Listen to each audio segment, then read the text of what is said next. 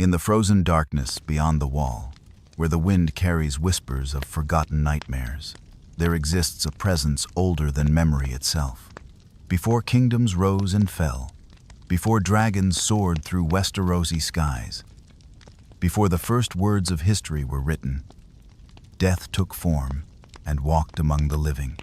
This is the story of the Night King, the first and last of his kind, whose pale eyes have watched civilizations crumble to dust while he waited in the endless winter. His tale begins not with his crown of ice, but with the desperate choices of those who came before. When the world was young, and magic still ran wild through every root and stone, the dawn of the First Age brought ships across the narrow sea, carrying within them the ancestors of all who would call Westeros home. These first men, as history would remember them, arrived on shores untouched by human ambition, finding a land of primordial beauty where ancient magic thrived in every shadow and glade. They came with bronze weapons and dreams of conquest, unaware that they were not the first to claim dominion over these lands. The children of the forest had dwelt in Westeros since the dawn of days, small creatures of profound power who lived in harmony with the natural world that the first men would soon threaten to destroy.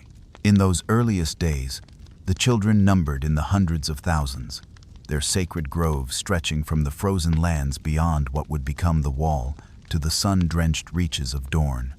They made their homes in the hollow hills and deep forests, singing the songs of the earth and maintaining the balance that had existed for countless millennia. Their faces, though strange to human eyes with their large ears and cat-like features, held wisdom accumulated across ages that men could scarcely comprehend. They knew the true names of every stream and stone, could speak to the trees themselves, and understood the deep magic that flowed through the weirwood roots like blood through veins. The weirwood trees stood as the most sacred elements of their faith and power, these bone-white sentinels with their blood-red leaves and faces carved in sorrow. Each tree was more than mere wood and sap, serving as a window through which the greenseers could peer across vast distances and through the veils of time itself. The children believed these trees were the gods themselves made manifest in the physical world, and through them, they maintained their connection to the deeper mysteries of existence. In the shelter of these ancient groves, they worked their magic, shaped the land to their will, and lived in a harmony that had persisted since before the coming of men. The first men brought with them not just bronze and ambition, but a fundamentally different understanding of the world. Where the children saw sacred groves to be preserved and honored, the first men saw timber for their halls and fuel for their forges. Where the children recognized a complex web of life deserving of respect, the first men saw resources to be harvested and lands to be claimed. They cleared vast swaths of forest with fire and axe, establishing their settlements and farms with no regard for the ancient pacts between the children and the land itself. Each falling tree was a desecration, each burned grove an act of war against the very fabric of the world the children had known. The conflict began slowly, with isolated skirmishes and tentative attempts at communication that failed due to the vast gulf between their two peoples. The first men, strong and numerous, pushed ever deeper into the sacred lands, their bronze weapons proving effective against the children's smaller forms, despite the forest dwellers' magic. The children retaliated with the powers at their command, calling upon the beasts of the forest to defend their homes, using their green seers to strike at the invaders through means both subtle and terrible. They could make the trees themselves seem to come alive, branches grasping at warriors who ventured too deep into the woods, roots rising up to entangle and trap those who would harm the forest. Yet, for all their magic, the children found themselves losing ground steadily to the relentless advance of humanity. The first men bred quickly, replacing their losses within a generation, while each fallen child represented centuries of accumulated wisdom lost forever. The invaders adapted to the children's tactics, learning to fear the deep woods, but also how to clear them more efficiently, how to protect themselves against the beasts and spirits that served their enemies. They built their keeps and holdfasts from stone, impervious to the children's attempts to reclaim the land through natural growth and patient cultivation. In their desperation, the children turned to increasingly powerful and dangerous magic. The Green Seers gathered at the Isle of Faces, that sacred island in the God's Eye where the oldest and most powerful weirwoods grew. And there they worked a terrible wonder. Using the old magic, the magic of water and stone, they attempted to shatter the land bridge that connected Westeros to Essos, the very path by which the first men had come. The Hammer of the Waters, as this cataclysm would be remembered, succeeded only partially, breaking the land into what would become the Stepstones, but failing to stop the inexorable tide of human migration. The children attempted the hammer once more, this time in the neck, trying to separate the north from the south and create a barrier that might protect at least some of their sacred places.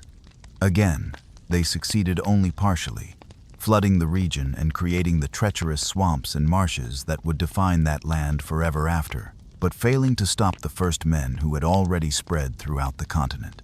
These desperate acts of destruction took a terrible toll on the children themselves, draining their Green Seers of power and reducing their numbers even further.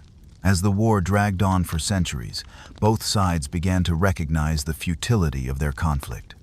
The first men had established themselves too firmly to be driven out, while the children, despite their losses, remained too powerful and too deeply rooted in the land to be completely destroyed.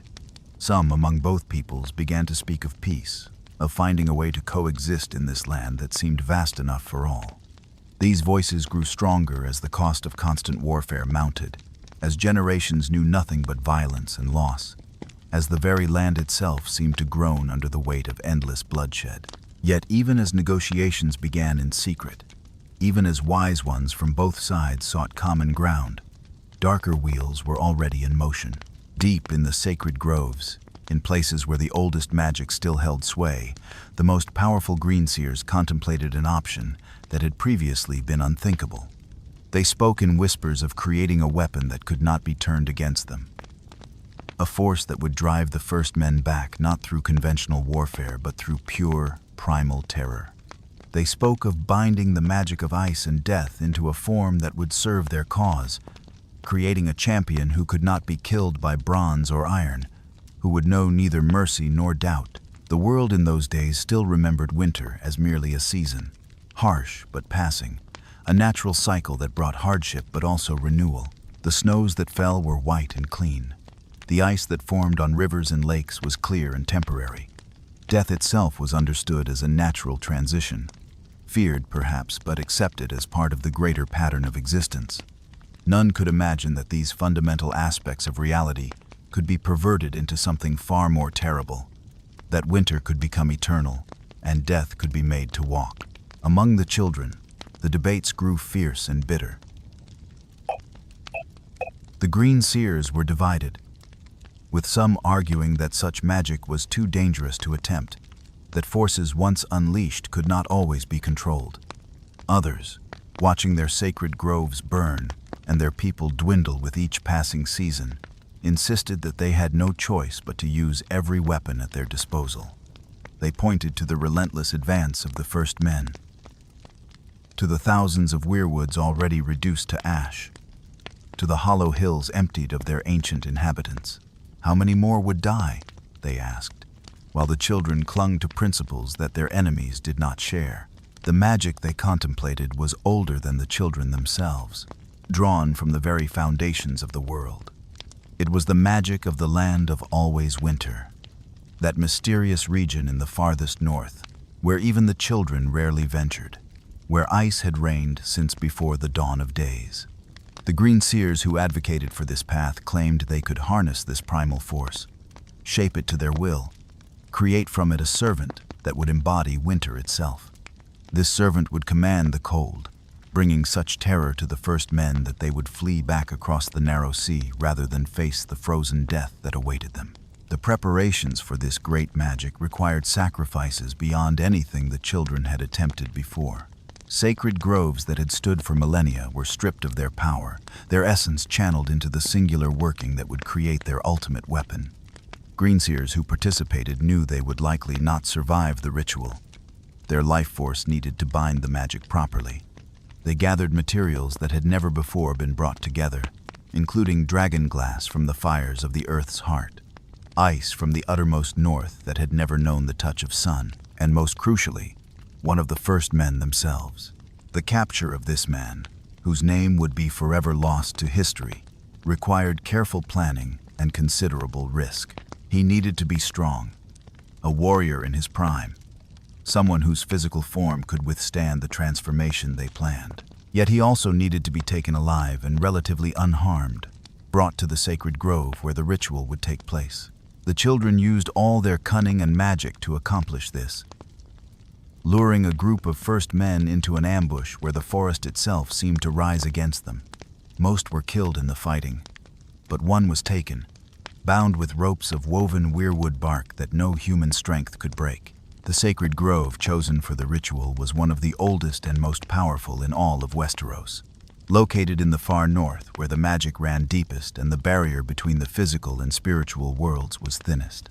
At its heart stood a weirwood tree of impossible age, its face carved not by the children but by forces far older, its expression one of eternal sorrow, as if it knew what was to come. The ground around it had been prepared with symbols and patterns that hurt to look upon, geometric designs that seemed to twist reality itself into new and terrible shapes. As the appointed time approached, storm clouds gathered overhead despite the clear weather that had prevailed for days. The very air grew thick with power, making it difficult to breathe, causing the smaller creatures of the forest to flee in terror.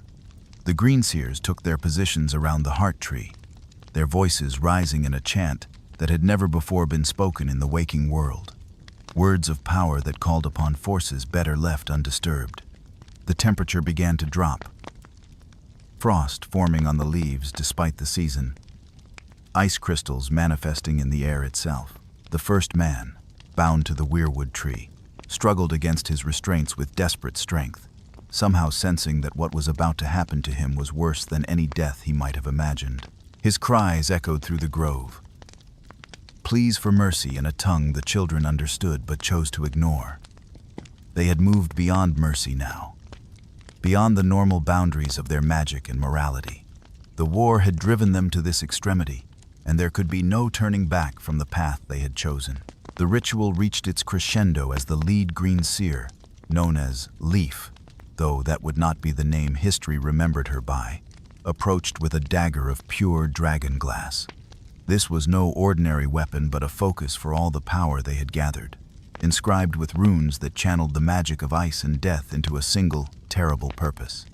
The other greenseers maintained their chant, their voices weaving a cage of sound that would contain the transformation, prevent it from spreading beyond their control. Or so they desperately hoped. The moment of transformation approached with all the inevitability of winter itself, as the gathered power reached a critical mass that could no longer be contained or redirected. The very fabric of reality seemed to hold its breath, waiting for the thrust that would change the world forever. Around the grove, the trees themselves seemed to lean inward, their branches trembling not with wind but with an understanding of the magnitude of what was about to occur. The children had sought to create a weapon, but they were about to birth something far more significant, a force that would reshape the very nature of life and death in Westeros. The darkness gathered thick around the grove, not the honest darkness of night, but something deeper and more profound, a negation of light itself that seemed to devour hope and warmth wherever it touched. The temperature continued to plummet, ice now forming in thick sheets across the ground, climbing the trunks of trees, transforming the sacred grove into something alien and terrible. The greenseers felt their own life forces being drawn into the working, their bodies aging years in moments as the ritual demanded its price. This was the moment of crisis, the point at which the children might have stopped, might have recognized the terrible mistake they were making. Some among them wavered, their voices faltering in the chant, their will breaking before the magnitude of what they were unleashing. But Leaf stood firm, her determination absolute, her hand steady as she raised the dragon-glass dagger high above the bound man's heart. In her eyes burned not madness but a terrible clarity, the certainty of one who has moved beyond doubt into a realm where only action matters. The bound man's struggles had ceased, his body rigid with a terror that transcended physical fear. His eyes, wide and unblinking, reflected the supernatural lights that now danced through the grove, colors that had no names and should not exist in the natural world. He could feel the magic pressing against him, trying to force its way inside, to transform him into something that should not be. Every instinct, every fiber of his being, rebelled against what was coming. But bound as he was to the heart tree, there was no escape from his fate. As the dragon-glass dagger descended toward his heart, time seemed to slow to a crawl, each moment stretching into an eternity of anticipation and dread. The air itself seemed to crystallize, forming patterns of frost that hung suspended like frozen breath. Beautiful and terrible in equal measure. The chant of the green seers reached a fever pitch, their words blurring together into a single note of power that resonated through the very bones of the earth. This was magic at its most raw and primal, untempered by wisdom or restraint, focused solely on the creation of something that had never before existed in the world. The children of the forest had come to this moment through desperation and loss. Driven by the destruction of everything they held sacred, they had watched their groves burn, their people die, their way of life slowly extinguished by the relentless advance of humanity.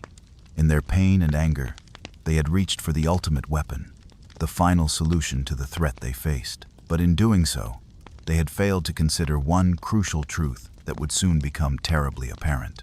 When one creates a weapon of absolute destruction, when one gives form to death itself, the result is not a tool that can be controlled or directed. It is a force of nature as inexorable as the tide, as unstoppable as the turning of the seasons. The moment was upon them, the culmination of all their preparation and sacrifice. The future of Westeros, of all life in the known world, hung in the balance of a single thrust. What happened next would echo through 8,000 years of history, would shape the destinies of kingdoms yet unborn, would create a legend that would outlive the children themselves. The dragon-glass dagger, charged with all the terrible power of the ritual, began its final descent toward the heart of the bound man, toward the birth of something that should never have been, toward the creation of the Night King and the beginning of the end of the world they had known. The dragon-glass dagger pierced flesh with a sound like ice cracking on a frozen lake, sliding between ribs to find the heart that beat within. The moment the volcanic glass touched that vital organ, the world itself seemed to scream in protest, a soundless wail that reverberated through the very fabric of reality.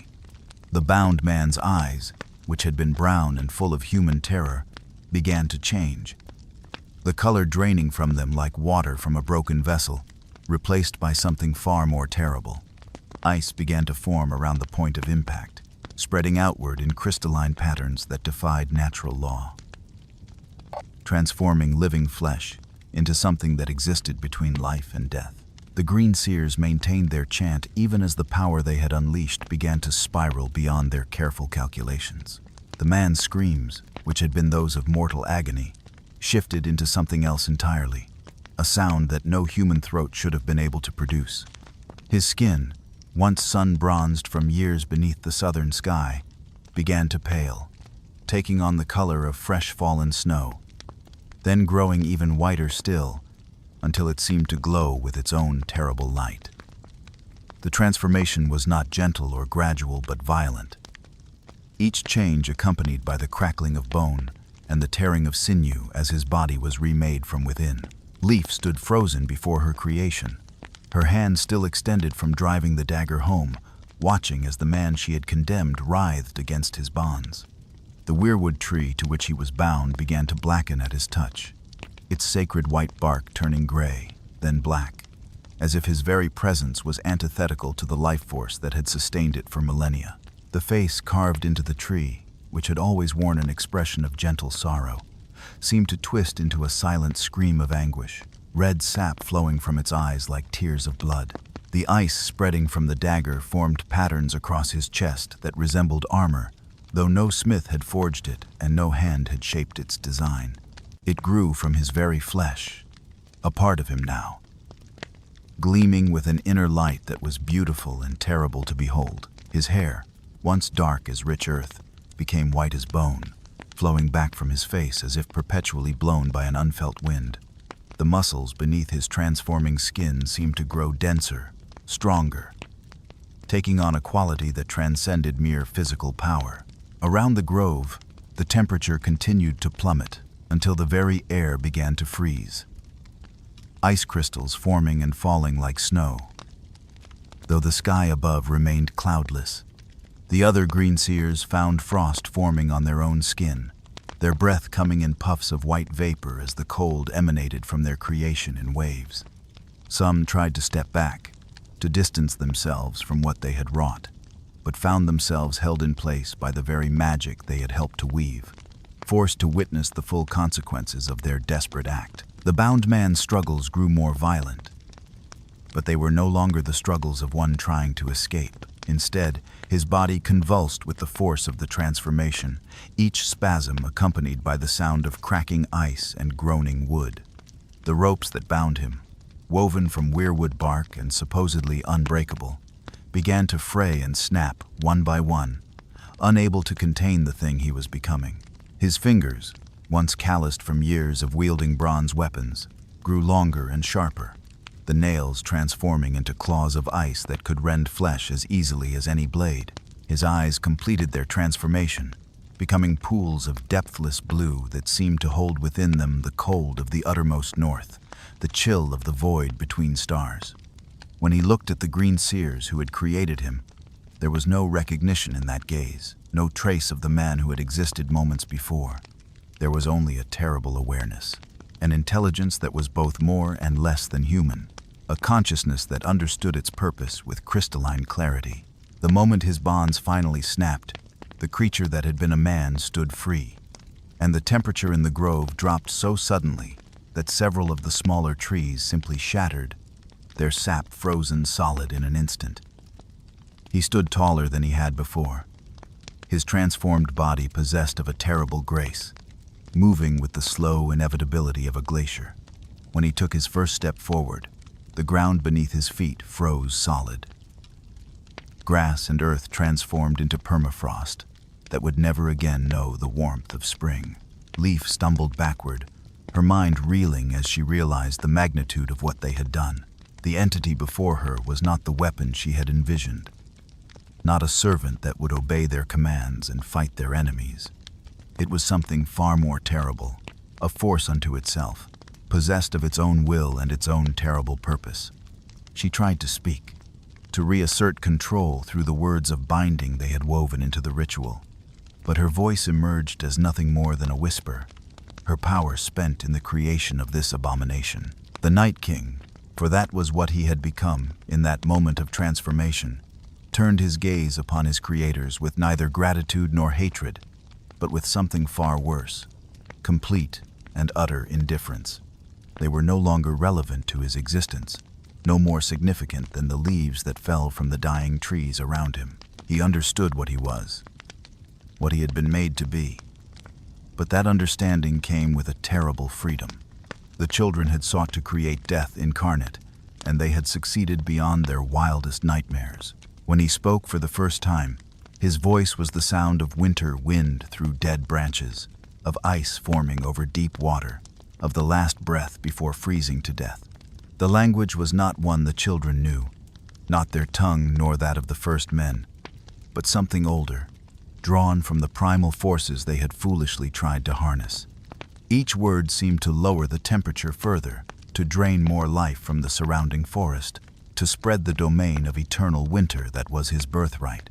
The first of the greenseers to die simply stopped, her heart freezing solid in her chest as the Night King's gaze fell upon her. She collapsed without a sound, her body hitting the frozen ground with the brittle crack of breaking pottery. The others tried to flee then, their careful circle breaking as panic overwhelmed purpose. But they found that the cold had already seeped too deeply into their bones.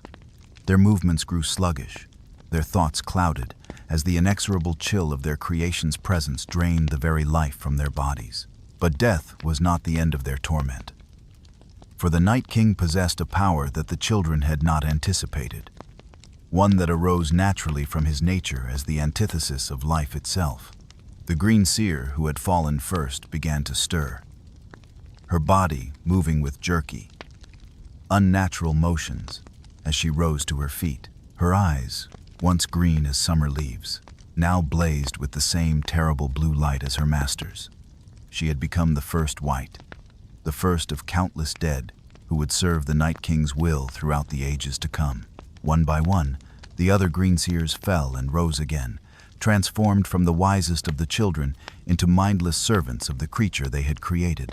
Their knowledge, their magic, their very souls were gone, replaced by nothing but the imperative to serve. Leaf watched in horror as her fellow greenseers, people she had known for centuries, became hollow puppets dancing to the Night King's will. She alone remained standing, though whether through some quirk of fate or the Night King's deliberate choice, she could not say. The Night King approached her with measured steps, each footfall leaving frost in its wake, until he stood directly before the one who had driven the dagger into his heart.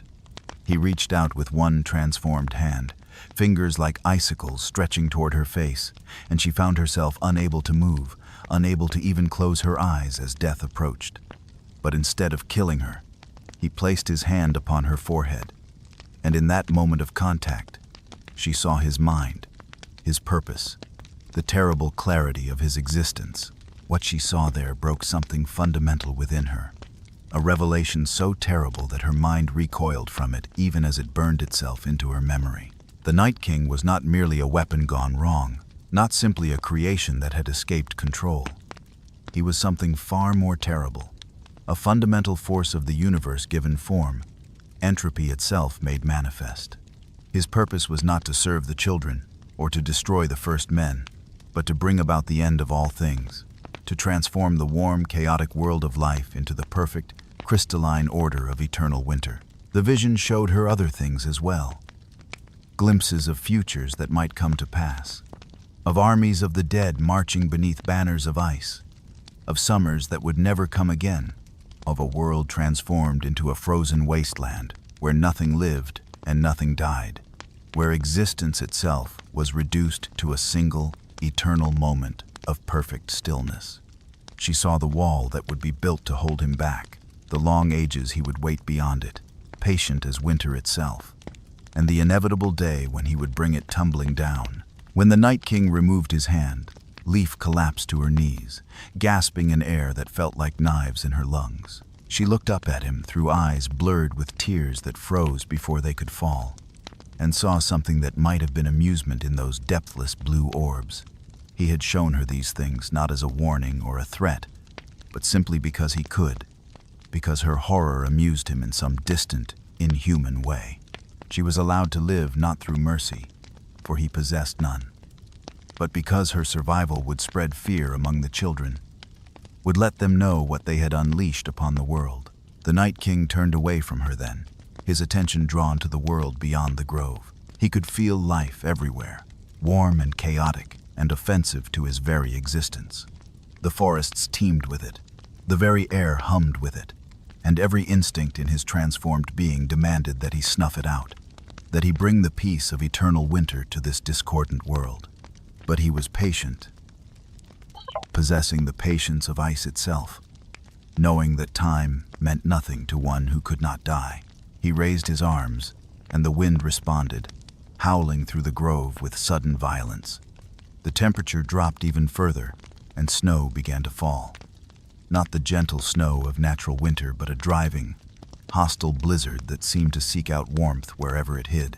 The trees that still lived began to die, their leaves turning black and falling like rain, their bark splitting as the sap within froze and expanded. The grove that had been sacred to the children for millennia died in minutes, transformed into a monument to their folly. The whites that had been greenseers stood motionless, waiting for their master's command with the infinite patience of the dead. The Night King studied them for a moment, these first servants of his will, and found them adequate for his purposes. They would be the first of many, the beginning of an army that would grow with each life he extinguished. Every enemy that fell before him would rise to serve him. Every victory would strengthen his forces, until the entire world was nothing but an extension of his will. He began to walk northward, Drawn by an instinct he did not question toward the lands of always winter, the place that called to the core of his being. The whites followed in perfect formation, their movements synchronized without need for verbal commands, their minds, if they could still be called that, linked to his own.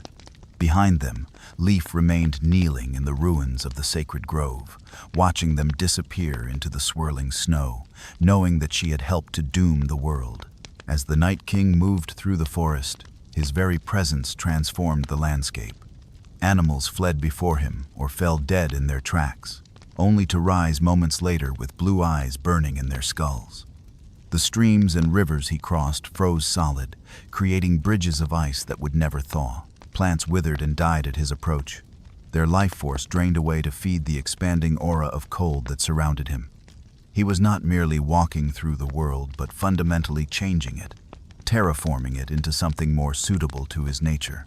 The other children of the forest felt his presence long before they saw him, a wrongness in the fabric of reality that made their skin crawl and their hearts race with primordial fear. Those who were gifted with the green sight saw him coming in visions that left them screaming, their minds struggling to process the abomination that their kin had created. They tried to warn the others, to prepare defenses, but what defense could there be against death itself given form? The first men, engaged in their war against the children, noticed the change as well. The temperature began to drop across the entire continent, summer turning to autumn, then autumn to winter, in a matter of days. Snow fell in places that had never known it, and the sun seemed to grow dimmer, its warmth barely reaching the ground. Scouts reported strange happenings in the north. Entire forests dying overnight. Rivers freezing in the height of what should have been summer. The Night King's transformation was complete not just in body but in purpose. He understood now what he was meant to do, what the magic that created him demanded. He was not a servant or a weapon, but a force of nature, as inevitable as entropy itself. The children had sought to harness winter and death, but one cannot harness such forces, one can only unleash them. And unleashed he was, free to pursue his purpose without restraint or mercy. As he traveled northward, he began to experiment with his powers, testing the limits of what his transformed nature allowed. He found he could raise the dead with a mere gesture, though the effort required varied with the size and complexity of the creature. A human required more of his power than a deer, a giant more still. He could freeze blood in veins from a distance, stop hearts with a glance, turn the very air into a weapon that killed with cold. But his most terrible power was the ability to transform others into beings like himself. Not the mindless whites that made up his growing army, but true others, possessed of their own will though subordinate to his own. This process required more than his other abilities, demanding a portion of his own essence, a fragment of the primal force that animated him. He chose carefully those he would elevate, selecting from among the dead those whose strength or strategic position would best serve his ultimate purpose. The first of these new others was created from one of the first men's greatest warriors, a champion who had fallen defending his people from the Night King's advance. The transformation was similar to his own, though lesser in scope, the warrior's body becoming pale and cold, his eyes taking on the telltale blue glow, his humanity stripped away and replaced with the clarity of purpose that defined the Night King's existence. This new other possessed abilities similar to his master's, though weaker, able to raise and command whites, to bring winter's touch wherever he walked. Together, they continued their march northward, gathering more dead with each mile traveled, transforming the land itself into a frozen wasteland that would serve as their domain. The Night King felt no urgency, no need to rush toward any particular goal. Time was his ally, each passing moment bringing more death, more soldiers for his army, more territory transformed to suit his nature. The world of life and warmth was vast, but he was patient, and he knew that in the end, entropy always won. The children watched his progress with growing horror, realizing too late that they had created not a solution to their problems, but a threat greater than anything the first men could have posed. Some argued for attempting to destroy him, to undo what they had done. but those who had witnessed his creation knew the futility of such efforts. How could one destroy death itself? How could one fight winter with spring when spring itself was dying? The wisest among them began to speak of alliance with the first men, of setting aside their war to face this greater threat. It was a bitter pill to swallow, to ally with those who had destroyed their sacred groves. But the alternative was the extinction of all life. Messages were sent, tentative at first, offering truce and parley. The first men, witnessing the advancing winter and receiving reports of the dead walking, began to listen to these overtures with newfound interest. The Night King, for his part, cared nothing for the politics of the living. Their alliances and conflicts were equally meaningless to him, temporary arrangements that would all end the same way, in silence and stillness and eternal cold.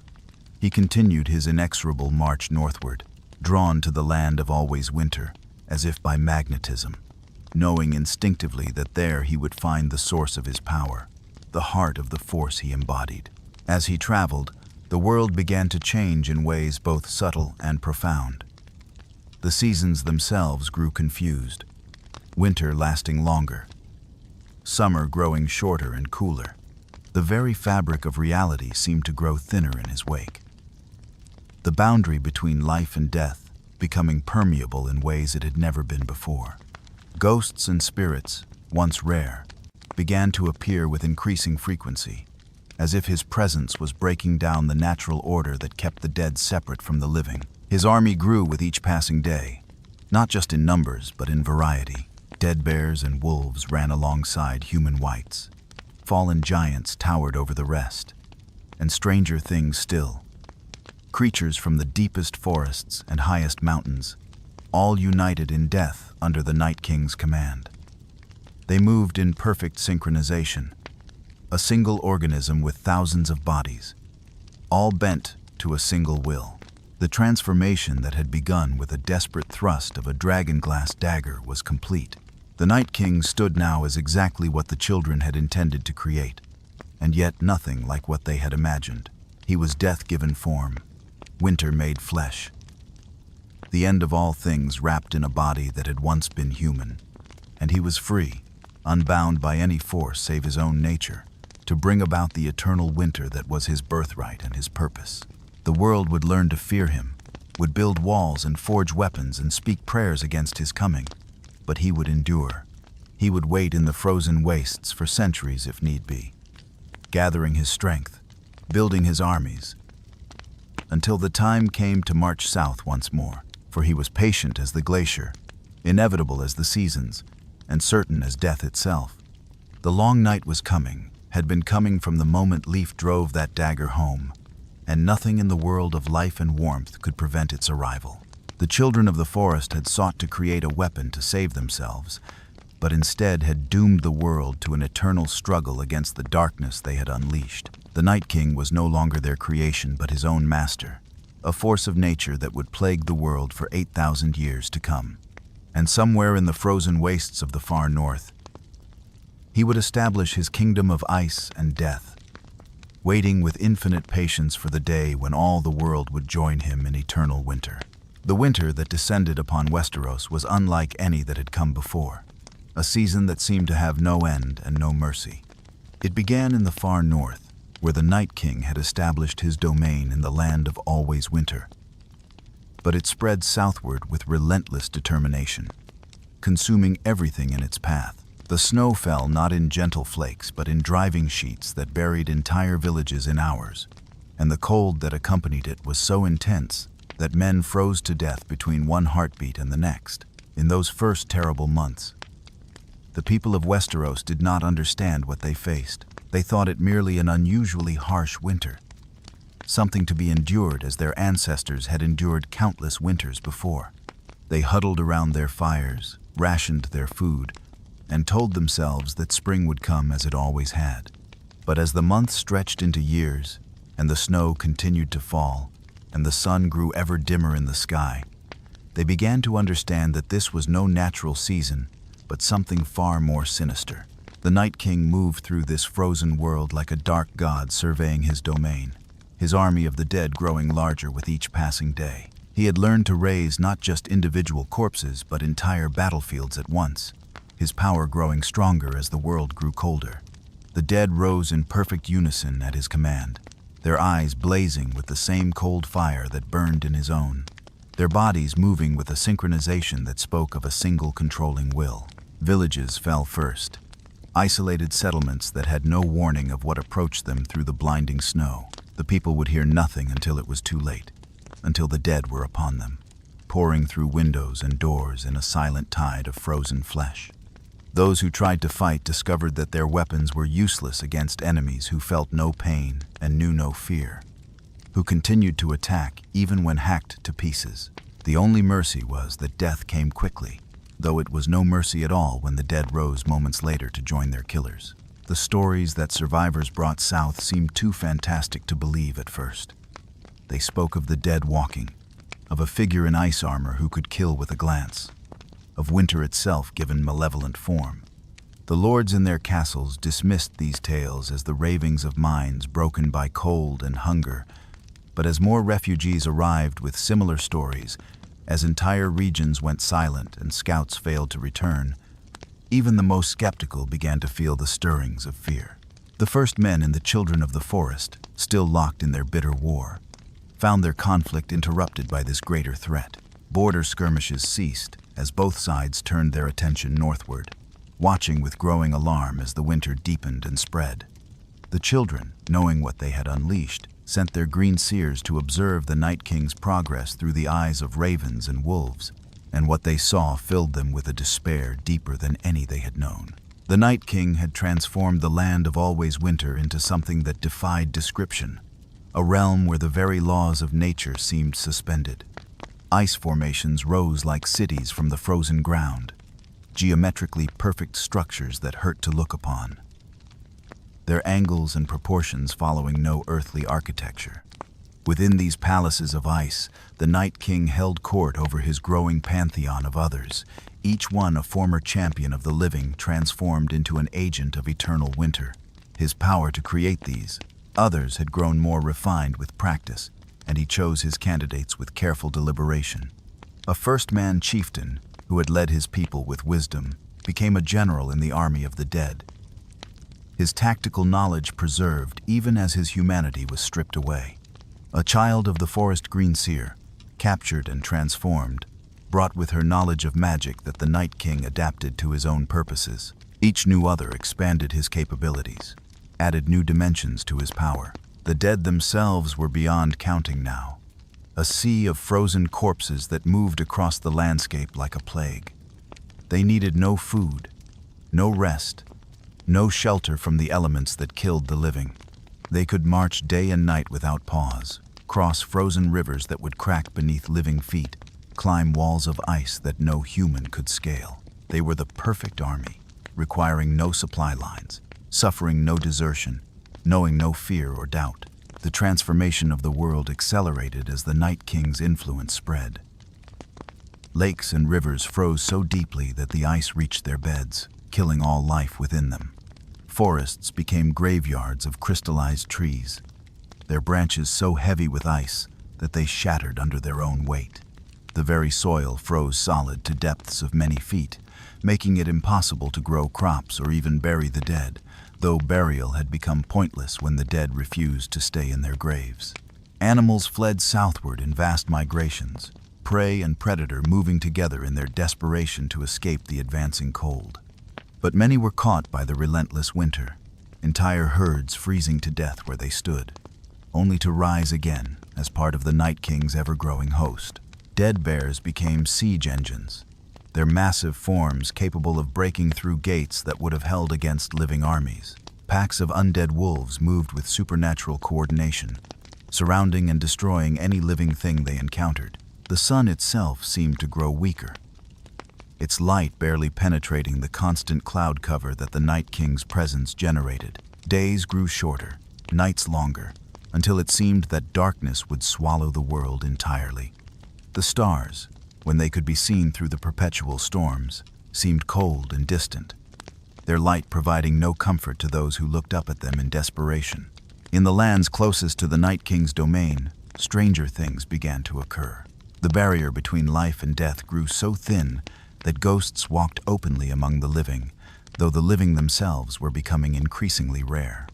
Time seemed to flow differently, with some survivors reporting that they had been trapped in the storms for days, only to emerge and find that months had passed in the outside world. Reality itself was breaking down under the weight of so much concentrated death.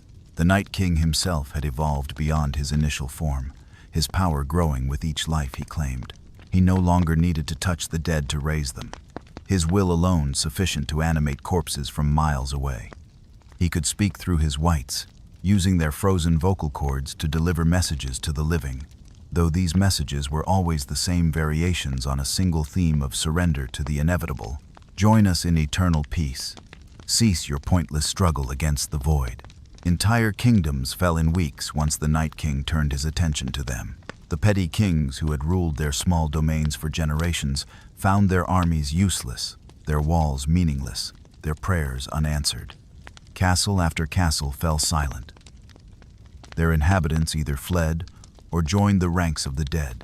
The Night King did not occupy these conquered fortresses but left them as frozen monuments to the futility of resistance, their halls filled with ice and shadow. The horror of those times cannot be adequately conveyed in words. The constant terror of not knowing when the dead would come. The despair of watching loved ones fall only to rise again as enemies. The slow realization that this was not a war that could be won through conventional means. Children grew up knowing nothing but winter, never seeing flowers bloom or rivers run free. Their entire world reduced to the narrow space between fire and freezing death. Some turned to desperate measures, offering sacrifices to the Night King in hopes of being spared, though mercy was a concept foreign to his nature.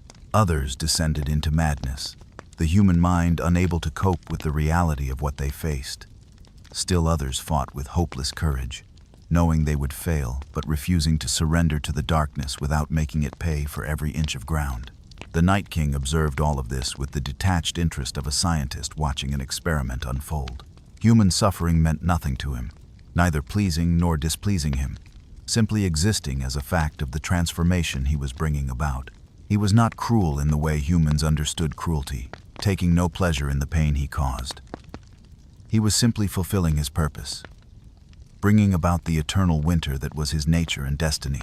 His others served as his lieutenants, each commanding sections of his vast army, coordinating attacks across thousands of miles of territory. They had developed their own hierarchies and methods, some favoring overwhelming force, while others preferred stealth and terror. But all served the Night King's ultimate purpose without question, their transformed nature making betrayal or rebellion impossible. The magic that had created the Night King had consequences beyond what anyone could have foreseen. The balance of the world had been fundamentally disrupted, with death gaining supremacy over life in ways that violated the natural order. Pregnancies failed with increasing frequency, as if new life itself was being rejected by a world growing hostile to its presence. The few children who were born often came into the world sickly and weak, their life force diminished by the omnipresent cold. Plants that had evolved over millions of years to survive winter found themselves unable to cope with this eternal season. Entire species went extinct in matters of months, their biological clocks confused by the absence of seasonal change. The ecosystems that had sustained life collapsed one after another, each failure cascading into others, creating a spiral of extinction that seemed to have no bottom. The Night King's advance was not uniform but strategic, focusing on areas of greatest resistance while allowing pockets of survivors to spread fear through their stories. He understood that terror was as effective a weapon as his armies, that the anticipation of his arrival could break spirits before his forces even appeared. Refugees fleeing his advance carried with them not just tales of horror, but a contagious despair that weakened the resolve of those who heard them. Some communities attempted to adapt to the new reality, building their entire societies around the constant presence of winter and the threat of the dead. They developed elaborate funeral rites designed to prevent the dead from rising. Burning bodies immediately after death became the universal practice. They created warning systems, chains of beacon fires that could alert distant settlements to the approach of the dead. But these measures were temporary solutions at best, delaying the inevitable rather than preventing it. The Night King's consciousness, if it could be called that, had expanded to encompass his entire domain. He could perceive through the eyes of every wight, feel the boundaries of his spreading winter, sense the flickering warmth of life wherever it tried to hide. He was becoming less an individual entity and more a force of nature, a personification of entropy itself. His thoughts, such as they were, moved with the slow inevitability of geological time, planning strategies that would unfold over decades or centuries. The transformation of the world was not merely physical, but metaphysical. The presence of so much death, concentrated and animated by a single will, was changing the fundamental nature of reality. The old gods, those nameless powers that the children of the forest had worshipped, seemed to withdraw from the world, their influence waning as the Night Kings grew. Sacred groves that had stood inviolate for millennia withered and died, their magic unable to withstand the concentrated negation of life that the Night King represented. In the deepest winter, when the snow lay so thick that it buried entire forests, when the ice had grown so dense that it began to reshape the very landscape, the Night King would sometimes pause in his endless march. In these moments, something that might have been memory would stir in the depths of his frozen consciousness, fragments of the man he had been before the transformation. But these memories were like foreign objects in his mind, incompatible with what he had become, and he would dismiss them as irrelevant to his purpose. The long night, as this period would come to be known by those who survived it, seemed to have no end. Years passed, then decades, and still the winter deepened. Still the dead marched. Still the Night King expanded his domain. The world that had existed before his creation was becoming nothing more than a memory, preserved only in the songs and stories of the dwindling number of survivors. Some began to believe that this was the natural end of the world, that the Night King was not an aberration but an inevitability, the universe's way of returning to the cold, quiet state from which it had emerged. They spoke of him not as an enemy but as a force like gravity or time, something that simply was and could not be opposed. This fatalism spread like a disease, sapping the will to resist from entire populations. But even in the darkest depths of the long night, even as the Night King's victory seemed assured, there were those who refused to surrender to despair. They gathered in the few remaining strongholds, sharing what warmth and hope they could generate, planning desperate strategies to fight back against the darkness. They knew their chances were slim, perhaps non-existent, but they also knew that to surrender was to betray everything that made life worth living. The Night King was aware of these pockets of resistance, these final flames guttering in the darkness, but he felt no urgency to extinguish them. Time was his ally, and he knew that eventually, inevitably, the cold would claim them all. Each day that passed saw his power grow, his army expand, his winter deepen. The transformation of the world from a place of chaotic life to one of ordered death was proceeding exactly as his nature demanded. Yet unknown to the Night King, his very existence had set in motion forces that would eventually rise to challenge him. The extreme threat he represented was forcing unprecedented cooperation between former enemies, driving innovation in both warfare and magic, awakening powers that had long slumbered. The long night was indeed dark and full of terrors, but it was also forging heroes from the most unlikely sources, tempering spirits in the cold fire of absolute necessity. The stage was being set for a confrontation that would determine the fate of all life in Westeros, though none could say when or how it would occur. The Night King continued his patient advance, confident in his eventual victory, unaware that the very completeness of his threat was creating the conditions for his potential defeat. The long night would not last forever, though in those dark years, as the dead walked and winter reigned supreme, it seemed that it surely would. The alliance between the first men and the children of the forest was born not from friendship or understanding, but from the most primal of all motivations, survival itself. In the frozen halls where the last free peoples gathered, ancient enemies stood side by side, their hatred for each other temporarily overshadowed by their terror of what approached from the north. The negotiations were bitter and filled with recriminations, each side blaming the other for the catastrophe that had befallen them. But eventually, pragmatism prevailed over pride. The children of the forest, diminished though they were by war and the horror they had unleashed, brought to the alliance knowledge that would prove crucial. They understood the nature of the magic that had created the Night King, even if they could not undo it, and they possessed weapons that could harm his servants. The cache of dragon glass they revealed to the first men seemed almost mystical in its properties. These blades of volcanic glass that could shatter a wight with a single touch, that could wound even the others themselves. The first men brought their own strengths to this desperate union, their bronze weapons and warrior traditions, their knowledge of fortification and battlefield tactics, their sheer numbers even reduced as they were. They had learned through terrible experience how to fight the dead, discovering that fire was their friend, that dismemberment could slow wights even if it could not stop them permanently, that the others themselves seemed to avoid direct combat when possible. Together, they began to develop new strategies, combining the magical knowledge of the children with the military experience of the first men. They discovered that weirwood arrows, blessed by the greenseers and tipped with dragon glass, could strike down wights from a distance. They learned that circles of salt and iron could slow the advance of the dead, though not stop them entirely. They found that certain words of power, spoken by those with the gift, could confuse and disorient the wights, breaking their connection to their master momentarily. But their greatest hope lay in the prophecies that both peoples possessed. Stories of a hero who would arise in the darkest hour to challenge the Night King. The children spoke of the last hero, while the first men had their own legends of a promised warrior who would wield a burning sword against the darkness. These stories began to merge and evolve, creating a mythology that gave hope to those who had little else to sustain them. It was in this climate of desperate hope that the one who would become known as Azor Ahai began to distinguish himself. He was neither the strongest warrior nor the wisest leader, but he possessed a quality that set him apart from all others: an absolute refusal to accept defeat. Where others saw the inevitability of the Night King's victory, he saw only a problem that required a solution. His determination inspired others, drawing to him a following of those who preferred to die fighting rather than surrender to the cold.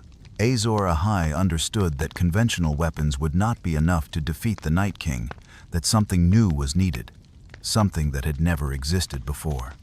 He began a quest that would consume years of his life, searching for the knowledge and materials necessary to forge a weapon capable of ending the long night. His journey took him to the deepest caves where the children kept their most secret lore, to the few remaining places where dragons had once nested, to sites of ancient power that predated even the first men. The forging of Lightbringer, as his weapon would come to be known, was not accomplished in a day or even a year. The first blade he created, forged with all the skill at his command and blessed with every enchantment the children could provide, shattered the moment he tested it against a captured wight. The second, tempered in the living heart of a lion, lasted longer but still proved inadequate against the supernatural cold of the others. It was only with the third attempt that he succeeded, though the price of that success would haunt him for the remainder of his days. The sacrifice of Nissa, his beloved wife, to complete the forging of Lightbringer was not done out of cruelty or ambition, but from the terrible clarity that comes when all other options have been exhausted. She went to her death willingly, understanding as he did that the fate of all life hung in the balance, that their personal happiness was insignificant compared to the continuation of the world itself. When he drove the blade through her heart, her soul merged with the steel, creating something that was neither purely physical nor purely magical, but a fusion of both. Lightbringer blazed with its own inner fire, a flame that burned without fuel and gave off heat that could be felt even through the supernatural cold of the long night. More than just a weapon, it became a symbol, a rallying point for the forces of life. Its light could be seen for miles through the darkness and snow, a beacon of hope that drew survivors from their hiding places, that gave them the courage to stand and fight once more. The preparations for what would become known as the Battle for the Dawn took years to complete. It was not enough to have heroes and magical weapons. They needed an army, and armies required organization, training, and above all, hope. Azor Ahai and his followers traveled from settlement to settlement, gathering fighters, sharing their knowledge of how to combat the dead, building a force that might stand a chance against the Night King's seemingly infinite host. The children of the forest contributed more than just dragonglass and magic to this growing army. They called upon the beasts of the forest that still lived, bears and shadowcats, wolves and eagles, binding them to the cause through ancient pacts. They taught the first men to paint themselves with sacred symbols that would offer some protection against the cold, to carry bundles of weirwood branches that the whites seemed reluctant to cross. The location chosen for the confrontation was not random but carefully selected for its strategic and mystical significance. It was a place where the magic ran deep, where ley lines crossed and the barrier between worlds was thin. Here, the children had once worked their greatest magics, and here, they hoped those magics might be turned against the enemy they had created. The preparations were extensive, with trenches filled with oil, barriers of dragonglass spikes, circles of power carved into the very bedrock. As the day of battle approached, the Allied forces numbered in the tens of thousands, though they knew they would be outnumbered by the dead many times over.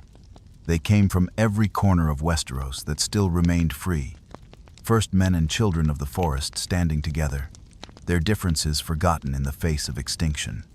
Some came seeking glory, others redemption, but most came simply because they understood that there was nowhere left to run.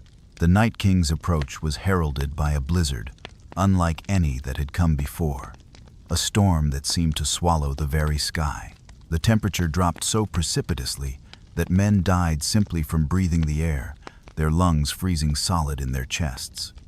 The darkness that came with him was absolute, a negation of light that torches and fires could barely pierce. The army of the dead stretched from horizon to horizon, a sea of blue eyes and frozen flesh that moved with terrible purpose. The battle began before the two armies even met, with the Night King's mere presence killing scores of defenders. But Azor Ahai raised Lightbringer high, and its light pushed back the darkness, its heat creating a bubble of survivable space around the Allied forces. The sight of that burning blade seemed to give pause even to the Night King, who had never before encountered anything that could truly threaten him. The initial clash was catastrophic for both sides. The dead came in waves, each one larger than the last, crashing against the defenses with mindless determination. The living fought with desperate courage, knowing that to fall was to join their enemies. Dragonglass weapons shattered whites by the hundreds, while fire trenches created temporary barriers that channeled the dead into killing fields. But for every white destroyed, two more seemed to take its place. The others entered the battle like harbingers of doom, their ice weapons shattering bronze swords and spears, their touch freezing men solid where they stood. They moved through the battlefield with terrible grace, killing with a casual efficiency that spoke of absolute superiority. Only those armed with dragonglass could stand against them, and even then, the others' skill in combat was far superior to most who faced them. The children of the forest fought with magic not seen since the elder days, calling down lightning from the storm clouds, opening chasms in the earth that swallowed hundreds of whites, creating walls of fire that burned with green flame. But each spell cost them dearly, draining their life force, and their numbers were too few to maintain such efforts for long. One by one, the greatest of their green seers fell, their magic flickering out like candles in the wind. The tide of battle turned multiple times, hope and despair alternating with each charge and countercharge. When it seemed the living would be overwhelmed, Azor Ahai would appear with Lightbringer, carving through the dead like a ship through water, the burning blade leaving trails of true death in its wake. When the others pressed too close to the command position, heroes would rise from the ranks to face them, usually dying in the process but buying precious time for their comrades. The Night King himself remained above the battle for most of its duration, observing from a hill of ice he had raised through his power. He directed his forces with subtle gestures, each movement of his hand sending thousands of whites in new directions, each tilt of his head commanding his others to strike at perceived weaknesses. He seemed content to let attrition win the battle for him, knowing that each fallen defender would rise to serve him. But as the battle raged through the night and into what should have been dawn, though no sun penetrated the darkness, it became clear that something had to change. The living were running out of fighters, out of dragonglass weapons, out of the very will to continue fighting. It was then that Azor Ahai made the decision that would define the remainder of history. He would face the Night King in single combat, gambling everything on one final confrontation. The challenge was issued not in words but in action, as Azor Ahai fought his way through the army of the dead toward the Night King's position. Lightbringer carved a path of destruction, its flame growing brighter with each step closer to its ultimate enemy. The Night King watched this approach with what might have been interest, the first emotion he had displayed since his creation. When Azor Ahai finally stood before him, the two beings regarded each other across a gulf that was more than physical. Here stood the champion of life, wielding a blade forged from love and sacrifice, facing the embodiment of death, created from fear and desperation. The symbolism was lost on neither the living nor the dead, and both armies seemed to pause in their struggle to witness this confrontation. The very air between them crackled with opposing energies, fire and ice, summer and winter, existence and void. The duel itself transcended normal combat, becoming something closer to a clash of fundamental forces. Each strike of Lightbringer against the Night King's blade of ice sent shockwaves through both armies. Each parry and thrust altered the very fabric of reality around them. They fought not just with weapons, but with the concepts they embodied. Azor Ahai channeling the desperate hope of all living things, while the Night King brought to bear the inexorable certainty of entropy. The Night King fought with a perfection that came from being unencumbered by human limitations. Each movement precisely calculated, each attack delivered with mechanical efficiency. But Azor Ahai fought with something the Night King could not understand or counter: the chaotic unpredictability of life itself, the willingness to sacrifice everything for a chance at victory. Where the Night King was ice, cold and brittle despite its strength, Azor Ahai was fire, fluid and adaptable. The decisive moment came not through strength or skill, but through sacrifice, the same force that had created Lightbringer in the first place. Azor Ahai allowed the Night King's blade to pierce his side, accepting a mortal wound to create an opening. In that instant of victory, the Night King made his only error, stepping forward to finish his opponent and coming within reach of Lightbringer's burning edge. The blade that had been forged in love and tempered in sacrifice found its mark, piercing the Night King's heart in the same place where the dragonglass dagger had first transformed him. What happened next defied description, as two opposing forces of magic collided and annihilated each other. The Night King did not simply die, but ceased, his existence unraveling like a tapestry pulled apart. The ice that composed his form did not melt, but sublimated directly into vapor, and with it went the animating force that had sustained his entire army. Across the battlefield, whites collapsed like puppets with severed strings. The others shattered like glass statues, and the eternal winter began its long retreat. Azor Ahai lived long enough to see his victory, to know that his sacrifice had not been in vain. He died with Lightbringer still in his hand, the blade's light finally dimming as his life ebbed away. Those who survived would later say that in his final moments, he smiled. Though whether from satisfaction at his triumph or relief at his ending, none could say. His death marked not just the end of a hero, but the end of an age, the conclusion of humanity's darkest chapter. The aftermath of the battle for the dawn was not the immediate return of summer and joy that later songs would claim. The winter retreated slowly, grudgingly, taking years to fully release its grip on the world. The dead remained dead this time, but their bodies had to be burned to prevent disease, a task that took months to complete. The survivors, first men and children alike, were too exhausted and too few to celebrate, focusing instead on the monumental task of rebuilding a shattered world. But rebuild they did, and from the ashes of the long night arose a new order. The wall was constructed where the farthest extent of the Night King's domain had reached, a barrier of ice and magic designed to prevent any repeat of the catastrophe. The Night's Watch was founded to guard this barrier, their vows shaped by the hard-won knowledge of what lay in the darkness. The alliance between the first men and the children was formalized in the pact, signed on the Isle of Faces where so much had begun. The weapons that had proved effective against the Night King's forces were preserved and hidden. Caches of dragon glass buried in strategic locations, the knowledge of their use encoded in songs and stories that would be passed down through generations. Lightbringer itself was lost, some say buried with Azor Ahai, others claiming it dissolved when its purpose was fulfilled. But the memory of its light lived on in the legends that would inspire future heroes. The battle for the dawn entered mythology almost immediately. Each culture that had participated shaping the story to reflect their own values and beliefs. The first men emphasized the martial prowess of their warriors. The children focused on the magical elements, and both claimed Azor Ahai as their own. Over time, the details became confused, contradictory, impossible to verify, but the core truth remained that life had faced death and emerged victorious, if scarred.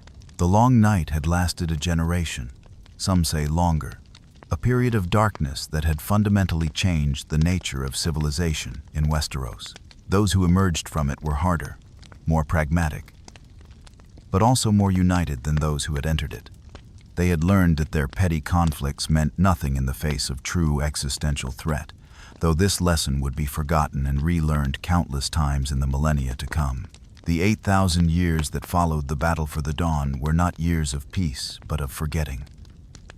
A slow erosion of memory that transformed history into legend and legend into myth. The wall stood as a monument to a threat that fewer and fewer believed had ever truly existed.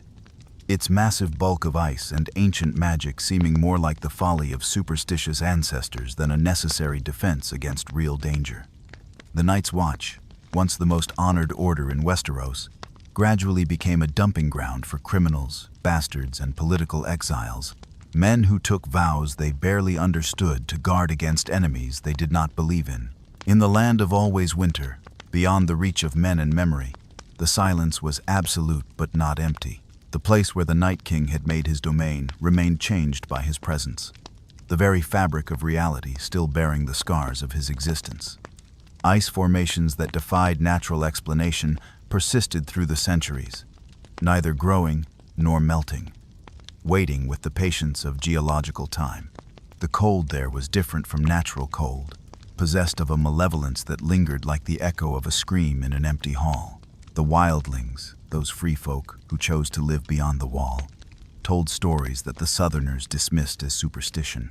They spoke of blue-eyed shadows glimpsed in blizzards, of valleys where the dead walked, of places where the cold could freeze a man's soul before his body. They knew to burn their dead without exception, a practice that seemed barbaric to the civilized peoples south of the wall, but which the free folk maintained with religious devotion. They remembered what others had forgotten, that death in the true north was not always final. As centuries turned to millennia, the truth of the long night became increasingly distorted. The Night King transformed in stories from a specific entity to a general representation of winter and death. Some tales made him a cautionary figure about the dangers of pride, others a metaphor for the inevitability of mortality. The maesters of the Citadel, founded long after these events, studied the ancient texts with scholarly skepticism, proposing rational explanations for what they saw as primitive exaggerations of a natural climate event. Yet in the deepest north, in places where even the wildlings feared to tread, signs persisted that something waited in the frozen wastes.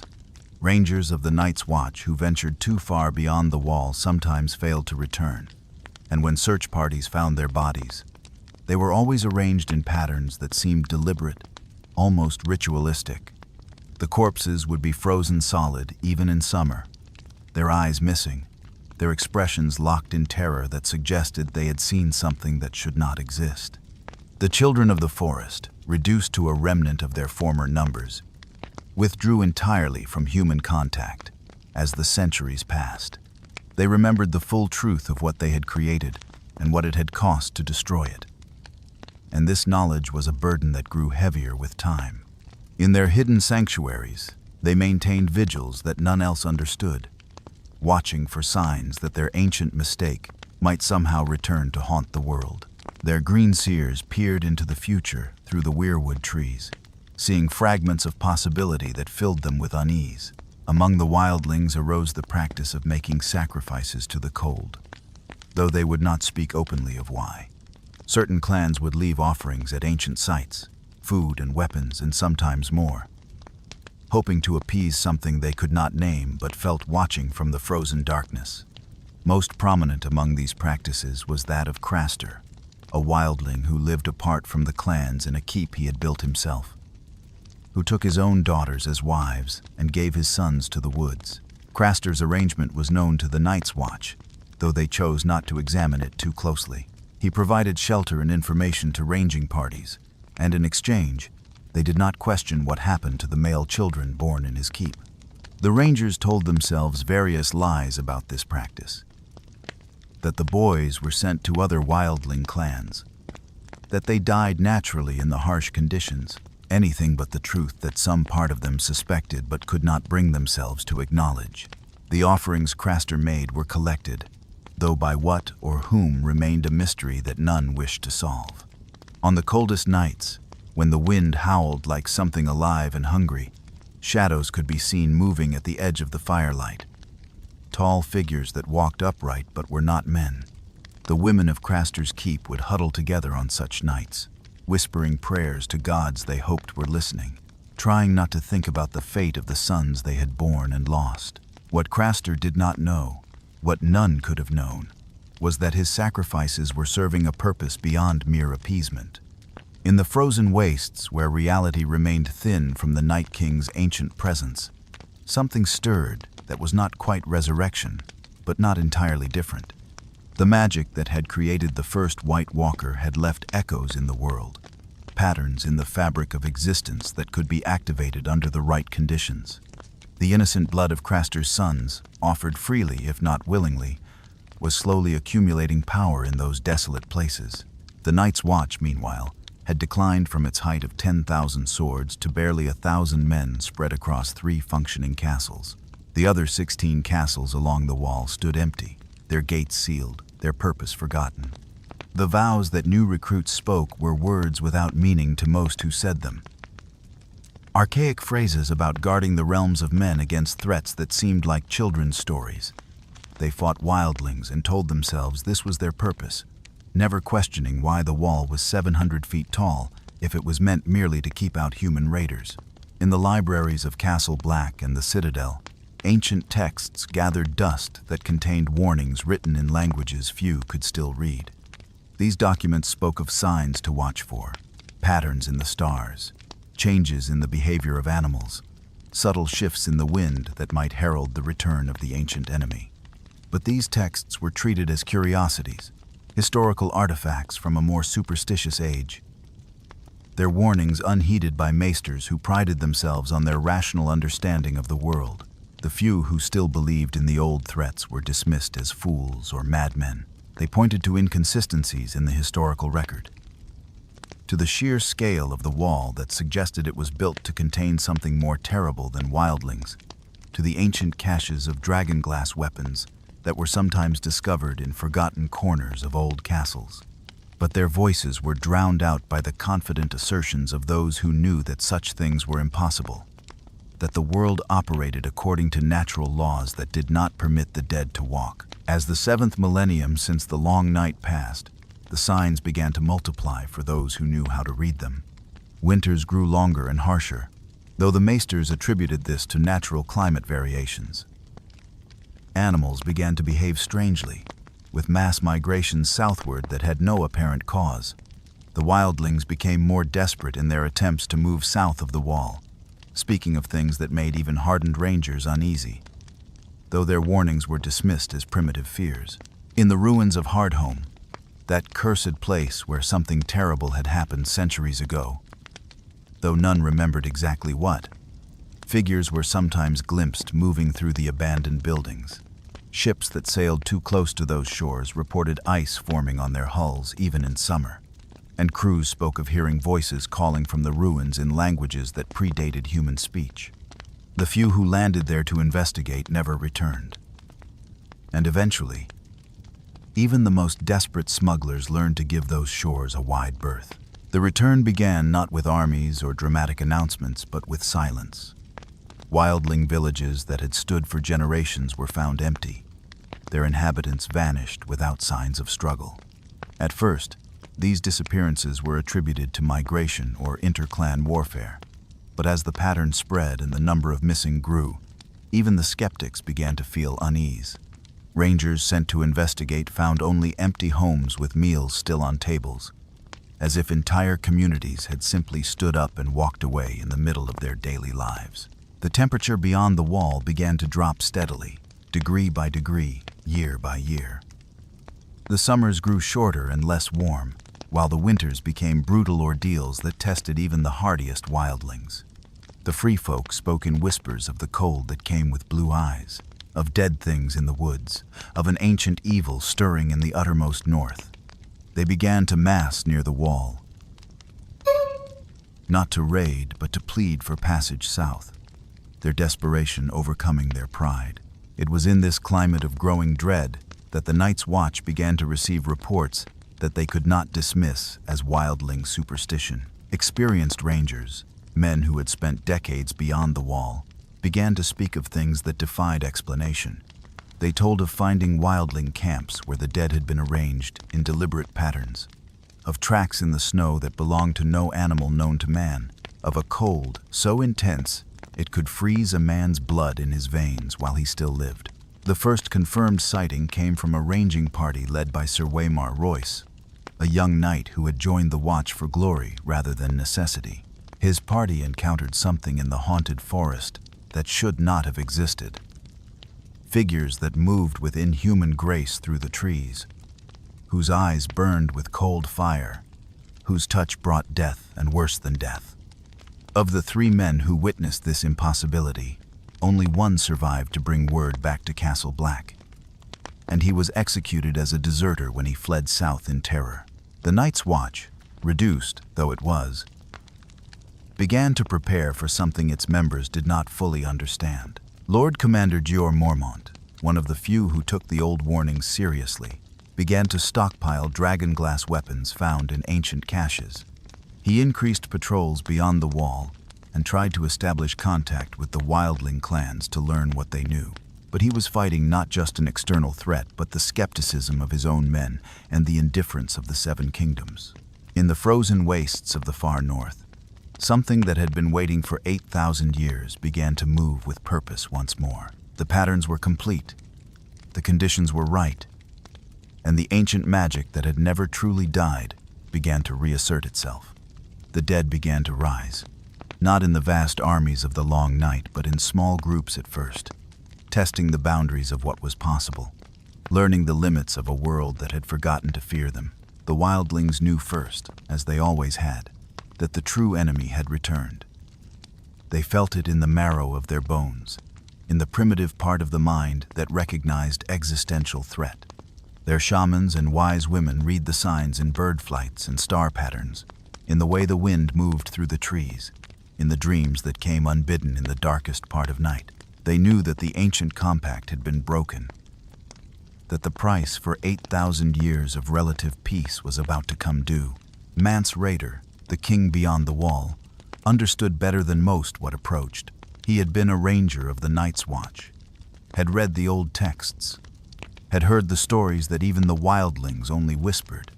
His great gathering of the clans was not for conquest, but for survival, an attempt to move his people south of the wall before the storm broke. He knew that the petty feuds between wildlings and the Watch, between the free folk and the 7 kingdoms, meant nothing in the face of what was coming. The signs multiplied as the 8th millennium drew to a close. The aurora borealis appeared further south than ever before, painting the night sky with colors that seemed unnatural and threatening. Ravens began to behave erratically, flying in patterns that made no sense, sometimes dropping dead from the sky with their eyes frozen solid. The weirwood trees, those ancient sentinels, began to weep red sap more frequently, as if mourning something that had not yet come to pass. In the crypts of Winterfell, the ancient kings of winter seemed to stir in their stone sleep, though this was surely just the imagination of those who ventured into those dark depths. The iron swords, placed across their laps to keep vengeful spirits at rest, began to rust with unusual speed, requiring constant replacement. The stark words, "Winter is coming," took on new meaning as even the common folk began to sense that something fundamental was changing in the world. The maesters at the citadel compiled their measurements and proclaimed that a long summer was ending, that winter was indeed coming, but they spoke only of natural seasons and historical patterns. They did not speak of the dreams that plagued even the most rational among them, dreams of endless winter and walking death. They did not acknowledge the ancient texts that some of their order had begun to study with new urgency. Texts that spoke of signs and portents that were becoming impossible to ignore. As the threshold of 8,000 years was crossed, the world stood on the brink of a catastrophe it had forgotten was possible. The wall still stood, but the men who guarded it were too few and too skeptical. The weapons that could fight the enemy existed but were scattered and forgotten. The knowledge needed to face the threat survived but was dismissed as superstition. Everything necessary to prevent another long night was present, but nothing was prepared. In the land of always winter, in places that had remained untouched by human presence since the first long night, the ice began to crack and shift. Ancient formations that had stood unchanged for millennia began to move, revealing chambers and passages that should not have existed. The magic that had been dormant was awakening, fed by centuries of small sacrifices. By the gradual weakening of the barriers between life and death, by the simple passage of time that had allowed old wounds in reality to fester and spread. The silence of 8,000 years was ending, though few recognized the signs for what they were. The patient wait of something that had never truly died was drawing to a close.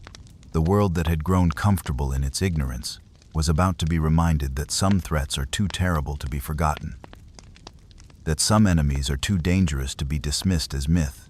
The night was gathering once more, and this time there would be no Azor Ahai waiting with a burning sword, no alliance ready to stand against the darkness. The massacre at the Fist of the First Men marked the moment when denial became impossible, when the Night's Watch could no longer dismiss the ancient threat as wildling superstition.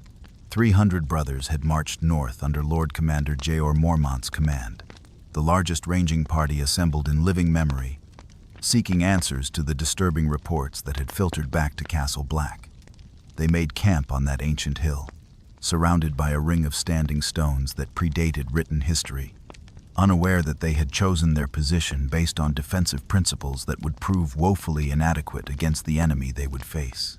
The attack came in the dead of night, announced not by war horns or battle cries, but by a cold so intense that men's breath froze in their lungs. The sentries died at their posts without raising an alarm, their bodies frozen solid before they could scream. Their eyes turned to ice in their sockets.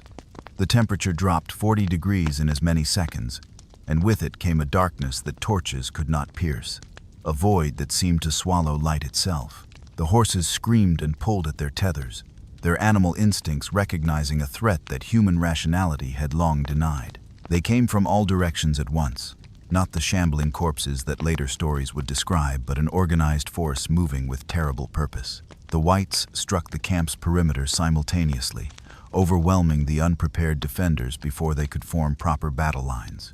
These were not the slow, mindless undead of tales, but creatures that retained enough intelligence to use weapons, to exploit weaknesses in the defenses, to work together with a coordination that spoke of a single controlling will directing their actions. The Night's Watch fought with desperate courage, but their steel weapons proved almost useless against enemies that felt no pain and knew no fear. Swords that would have felled living men merely slowed the Whites temporarily, and even dismembered corpses continued to crawl forward, driven by the inexorable will of their masters. Fire proved more effective, but there were too few torches, too little time to build proper flames, and the supernatural cold made it difficult to keep anything burning for long. Sam Tarly's discovery that dragon glass could destroy the others came through desperate accident rather than design. When the creature of ice and shadow loomed over him, when his steel sword shattered against its armor like glass against stone, he struck out, with the only weapon remaining to him, an ancient obsidian dagger he had found at the fist.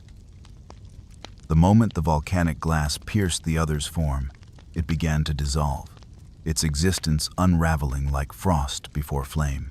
But this single victory meant little in the face of overwhelming defeat. Of the 300 brothers who had made camp at the Fist of the First Men, fewer than 50 escaped the slaughter. They fled through the haunted forest in complete disorder, all thought of formation or strategy abandoned in their terror. Behind them came the army of the dead, relentless and untiring, driving them southward like wolves driving sheep. The survivors would later speak of that retreat as the longest night of their lives, though it lasted many days, each moment expecting to feel cold hands closing around their throats. The disaster at the Fist should have served as a clarion call to the Seven Kingdoms. But the few ravens that reached civilization carried messages that seemed too fantastic to believe. The realm was consumed with its own wars and political intrigue, the struggle for the Iron Throne occupying all attention, while the true threat gathered strength in the north. Even within the Night's Watch, there were those who sought rational explanations for what had occurred, unwilling to accept the impossible truth of what they faced. Years passed before the next major confrontation, years in which the threat beyond the wall grew steadily stronger, while the Night's Watch grew weaker. Hardhome, that cursed fishing village on the frozen shore, became the site of a massacre that dwarfed even the disaster at the Fist. 5,000 free folk had gathered there, hoping to escape the advancing cold by taking ship to safety. They never had the chance. The attack on Hardhome was not a battle but an execution, a demonstration of power that served notice to any who still doubted what approached from the north. The dead came not under cover of darkness but in broad daylight, though the sun seemed dimmed by their presence, its light weak and watery through the supernatural mist that accompanied them. The wildlings, for all their fierce reputation and knowledge of the threat, were overwhelmed in minutes rather than hours. Jon Snow, who had risen to Lord Commander of the Night's Watch despite his youth, witnessed the horror of Hardhome firsthand. He saw the Night King for the first time, standing on a cliff overlooking the massacre like a conductor directing a symphony of death. The figure was tall and gaunt, with skin white as fresh snow and eyes that burned with cold blue fire. He wore no crown, needed no throne, for his authority was absolute over the domain of death itself. The Night King's power had grown immeasurably during his long absence from the world of men. At Hardhome, he demonstrated abilities that had not been recorded in any ancient text. With a simple raising of his arms, every corpse on the battlefield rose to join his army, thousands of dead wildlings standing in perfect unison, their eyes blazing with the same cold fire as their masters. It was not resurrection, but something far worse, the complete subjugation of death itself to a single will. The few survivors of Hardhome brought with them tales that finally began to break through the skepticism of the southern kingdoms. They spoke of the Night King standing amid dragon fire without harm, of White Walkers shattering steel weapons with their bare hands, of dead children rising to attack their own mothers. These stories were too consistent, too detailed, told by too many different witnesses to be dismissed as mass hysteria or wildling superstition. The discovery that Valyrian steel could destroy White Walkers came during the chaos of Hardhome, when Jon Snow's sword Longclaw met an other's ice blade and did not shatter. Instead, the ancient steel, forged in the dragon fires of old Valyria, cut through the creature as easily as through mortal flesh. The other's destruction was instantaneous and complete, its form dissolving into ice crystals that scattered on the wind. This revelation provided the first real hope that the enemy could be fought, though Valyrian steel weapons were rare beyond measure. The Night King's strategic patience became evident in the years following Hardhome. Rather than launching an immediate assault on the wall, he gathered his forces, building an army of unprecedented size. Every wildling settlement that fell added to his numbers. Every death north of the wall increased his strength. He understood that time was his ally, that winter was deepening, that the realms of men were weakening themselves through civil war while he grew stronger with each passing day. The transformation of Viserion from living dragon to undead servant marked a turning point in the Night King's campaign. When the dragon fell in battle beyond the wall, struck down by an ice spear thrown with impossible strength and accuracy, many believed it was a tragedy but nothing more.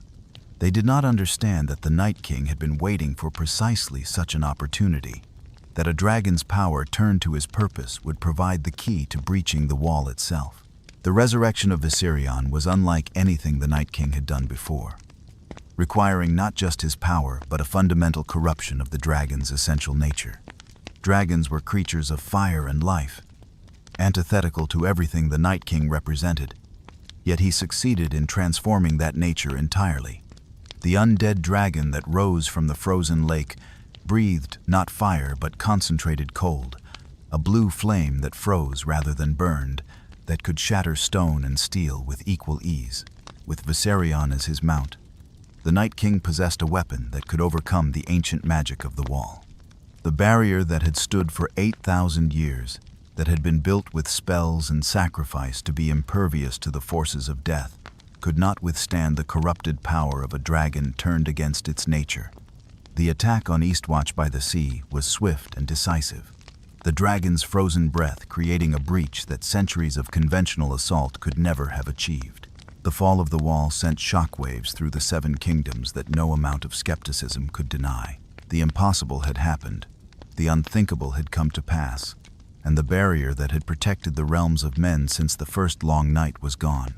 Through the breach poured an army of the dead numbered in the hundreds of thousands, an inexorable tide of frozen death that began its march southward into lands that had forgotten what it meant to fear the night. The Night King's invasion route was calculated for maximum psychological impact as much as strategic advantage. He struck first at Last Hearth, the seat of House Umber, transforming the northernmost keep of the Seven Kingdoms into a monument to death. Every man, woman, and child in the castle was killed and razed, their bodies arranged in the same spiral pattern that had appeared at sites of massacre throughout the north, a symbol whose meaning remained unclear, but whose effect was unmistakably terrifying. The message left at Last Hearth was discovered by those who would become the defenders of the living, and it served its purpose perfectly.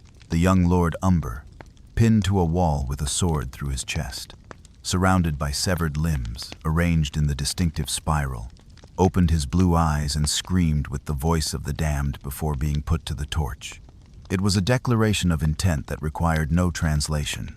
The Night King was coming, and death came with him. The speed of the advance was unprecedented, the army of the dead moving faster than any force that size should have been able to travel. They needed no rest, no supplies, no time to tend wounds or maintain equipment. They moved through blizzards that would have stopped living armies, crossed frozen rivers without bridges, scaled walls without ladders. Every obstacle that would have slowed a conventional force meant nothing to the dead. As news of the breach spread, the reactions across the Seven Kingdoms varied from panic to denial to desperate preparation. Some lords began fortifying their castles, though they knew walls would provide little protection against an enemy that could raise their own dead against them. Others fled southward, abandoning their ancestral homes in favor of distance from the approaching threat. Still others refused to believe even now, insisting that the reports were exaggerated, that no force could be as terrible as described. The recognition that dragon glass could harm the dead led to frantic mining operations at Dragonstone, where the volcanic island held vast deposits of the material. For the first time in centuries, obsidian became more valuable than gold, and the knowledge of how to work it into weapons became crucial strategic information. Ancient texts were consulted, techniques were rediscovered, and slowly, an arsenal capable of fighting the dead began to take shape. But weapons alone would not be enough, as those who understood the threat recognized. The Night King commanded not just an army, but a force of nature, winter itself given malevolent consciousness. His presence brought storms that could freeze men solid in seconds, darkness that torches could not pierce, cold that armor could not resist.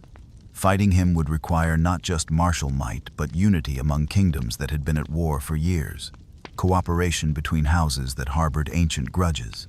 The preparations at Winterfell, chosen as the site for humanity's stand against the dead, were unprecedented in their scale and desperation. The living castle was transformed into a fortress designed specifically to fight an enemy that had not been faced for 8,000 years. Trenches filled with pitch surrounded the walls.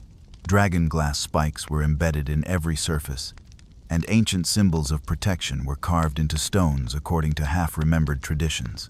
The gathering of forces at Winterfell represented the first time in living memory that all the disparate peoples of Westeros had united against a common threat. Northmen stood beside wildlings. Dothraki horsemen prepared to charge alongside Knights of the Vale. Unsullied soldiers from across the narrow sea took positions next to warriors who had been their enemies weeks before. Old hatreds were set aside, though not forgotten, in the face of extinction. The Night King's approach to Winterfell was heralded by a storm unlike any in recorded history. The temperature dropped so severely that exposed metal became dangerous to touch. Wine froze in its casks, and breath crystallized the moment it left the lungs. The darkness that came with him was not the honest darkness of night, but something deeper, a negation of light that seemed to devour hope itself. Even the dragons, those creatures of fire and power, seemed diminished in the face of such concentrated death. The army that appeared on the horizon defied estimation, a sea of corpses that stretched beyond the limits of vision. They stood in perfect formation, awaiting their master's command with the infinite patience of the dead. Among them were not just human forms, but the corrupted remains of every creature that had fallen in the Night King's path. Bears and giants, horses and hounds, all united in death under a single terrible will. The Night King himself remained visible throughout the approach, mounted on the undead Viserion, circling above his forces like a raptor waiting to strike. His presence was felt by every defender, a weight upon their spirits that made brave men consider fleeing and strong men question their strength. He was patient, allowing the terror of his arrival to work upon the defenders, understanding that fear was as powerful a weapon as any in his arsenal. As the forces of the living made their final preparations, as prayers were offered to gods both old and new, as last words were spoken between those who expected to die, the Night King raised his hand. The gesture was small, almost casual, but its effect was immediate and terrible. The entire army of the dead began to move forward in perfect synchronization, not charging but walking with the measured pace of inevitability itself. The Battle of Winterfell was about to begin, the confrontation that would determine whether life or death would inherit the world. 8,000 years after his first defeat, the Night King had returned to finish what had been started, to bring about the eternal winter that was his purpose and nature. The defenders knew they were outnumbered, possibly outmatched. But they also knew they had no choice but to stand and fight. For if Winterfell fell, there would be nowhere left to run, no force remaining that could stop the Night King from transforming all of Westeros into a frozen graveyard. The long night had come again, and with it came the ultimate test of whether humanity could once more find the strength to push back the darkness. The Night King had waited 8,000 years for this moment, had built his power carefully and deliberately, had chosen his time with the patience of death itself. Now, at last, the final confrontation was at hand, and the fate of all living things hung in the balance of the battle about to unfold. The march south from the breach at Eastwatch was a procession of death itself, measured not in days but in the accumulation of frozen corpses that joined the Night King's host with each mile traveled. The army moved with supernatural coordination, neither rushing toward their destination nor pausing for rest, maintaining a pace that would have exhausted living soldiers but meant nothing to the dead. Through the Wolf's Wood they came, that ancient forest becoming a corridor of silence as every living thing fled before them or fell to join their ranks. The Night King's strategy revealed itself through his choice of targets, each strike calculated to maximize both tactical advantage and psychological impact. He did not simply destroy but transformed, turning each victory into a demonstration of the futility of resistance. The smaller holds fell first, those isolated keeps and villages that dotted the northern landscape. Their populations added to his army before word of their fate could reach the larger settlements. By the time ravens carried warning south, the dead were already moving toward their next target. Last Hearth, stood as the first major fortress in the Path of the Dead, the ancestral seat of House Umber that had guarded the northern approaches to the realm for thousands of years. The castle that had weathered countless wildling raids and survived the wars of men found itself facing an enemy against which its walls provided no protection. The dead did not need siege engines or scaling ladders. They simply piled against the walls in mountains of frozen flesh until those who came behind could walk over them to reach the battlements. The defense of Last Hearth lasted less than a single night, though the bravery of its defenders deserved a better fate. Lord Umber, barely more than a boy but carrying the weight of his house's honor, led his men with courage that would have inspired songs in better times. They fought with fire and what little dragon glass they possessed, holding the walls until the sheer number of dead overwhelmed them. The young lord fell, defending the great hall where his ancestors had held court for millennia, his death marking the end of a noble line. What the Night King did with Last Hearth after its fall sent a message that reverberated throughout the north. He did not simply occupy the castle or raze it to the ground, but transformed it into something far more terrible. The bodies of the defenders were arranged in patterns that hurt to look upon, geometric designs that seemed to twist reality around them. At the center, young Lord Umber was mounted on the wall of his own great hall, surrounded by a spiral of severed limbs that would become the Night King's signature. The discovery of this tableau by the forces heading north to defend Winterfell served its intended purpose perfectly. Seasoned warriors who had faced death countless times found themselves shaken by the deliberate artistry of the massacre. This was not mindless slaughter, but calculated terror, designed to break spirits before bodies. When the dead Lord Umber opened his blue eyes and shrieked with a voice that belonged to no living thing, even the bravest among them felt the cold touch of despair. The pattern left at Last Hearth was recognized by those who had studied the old texts, though its meaning remained opaque. The spiral appeared in the oldest cave paintings, in the arrangements of standing stones that predated written history, in the visions of greenseers who looked too deeply into the past. Some believed it represented the cycle of death and rebirth. Others saw it as a mockery of the sacred symbols of the children of the forest. The Night King offered no explanation, needing none, the symbol's power lying not in its meaning, but in its ability to inspire dread. As news of Last Hearth's fate spread, the exodus southward became a flood. Entire communities abandoned homes their families had held for generations, choosing the uncertainty of the road over the certainty of death. The paths to Winterfell became clogged with refugees, each carrying tales of the advancing horror. They spoke of the cold that preceded the army of the dead, so intense that it killed before the enemy even arrived. They told of the darkness that came with them, a void that swallowed light and hope alike. The Night King did not pursue these refugees with any urgency, understanding that their terror served his purposes better than their deaths. Each survivor who reached Winterfell brought with them the contagion of fear, the knowledge that walls and weapons might not be enough. He wanted the defenders to have time to contemplate what approached, to understand the full magnitude of their doom. Terror, he had learned over 8,000 years of existence, was often more effective than violence in breaking resistance. The systematic destruction of the northern settlements continued with mechanical precision. The Dreadfort, that grim castle that had been the seat of House Bolton's power, fell in a single night despite its formidable defenses. Carhold, where House Karstark had ruled for centuries, offered fierce resistance but could not stand against an enemy that turned their own dead against them. Each castle that fell added not just soldiers to the Night King's army, but knowledge, as the memories of the dead became accessible to their master. Through the eyes of his countless servants, the Night King saw everything that transpired in the north. He knew the defensive preparations at Winterfell, the number of defenders, the weapons they had gathered. He saw their councils of war, their desperate plans, their fragile alliances.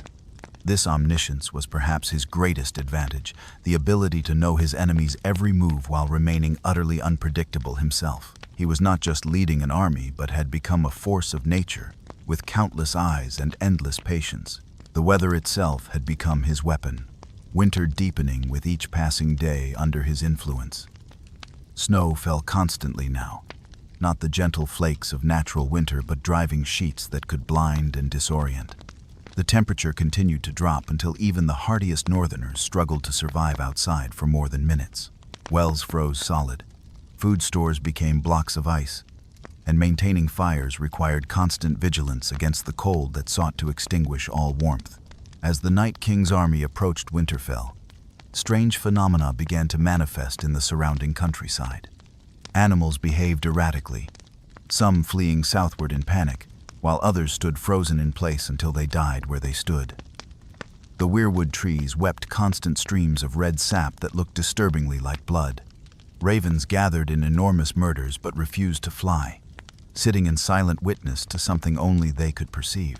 The final approach to Winterfell was preceded by 3 days of unnatural darkness, the sun obscured by clouds so thick that noon resembled midnight.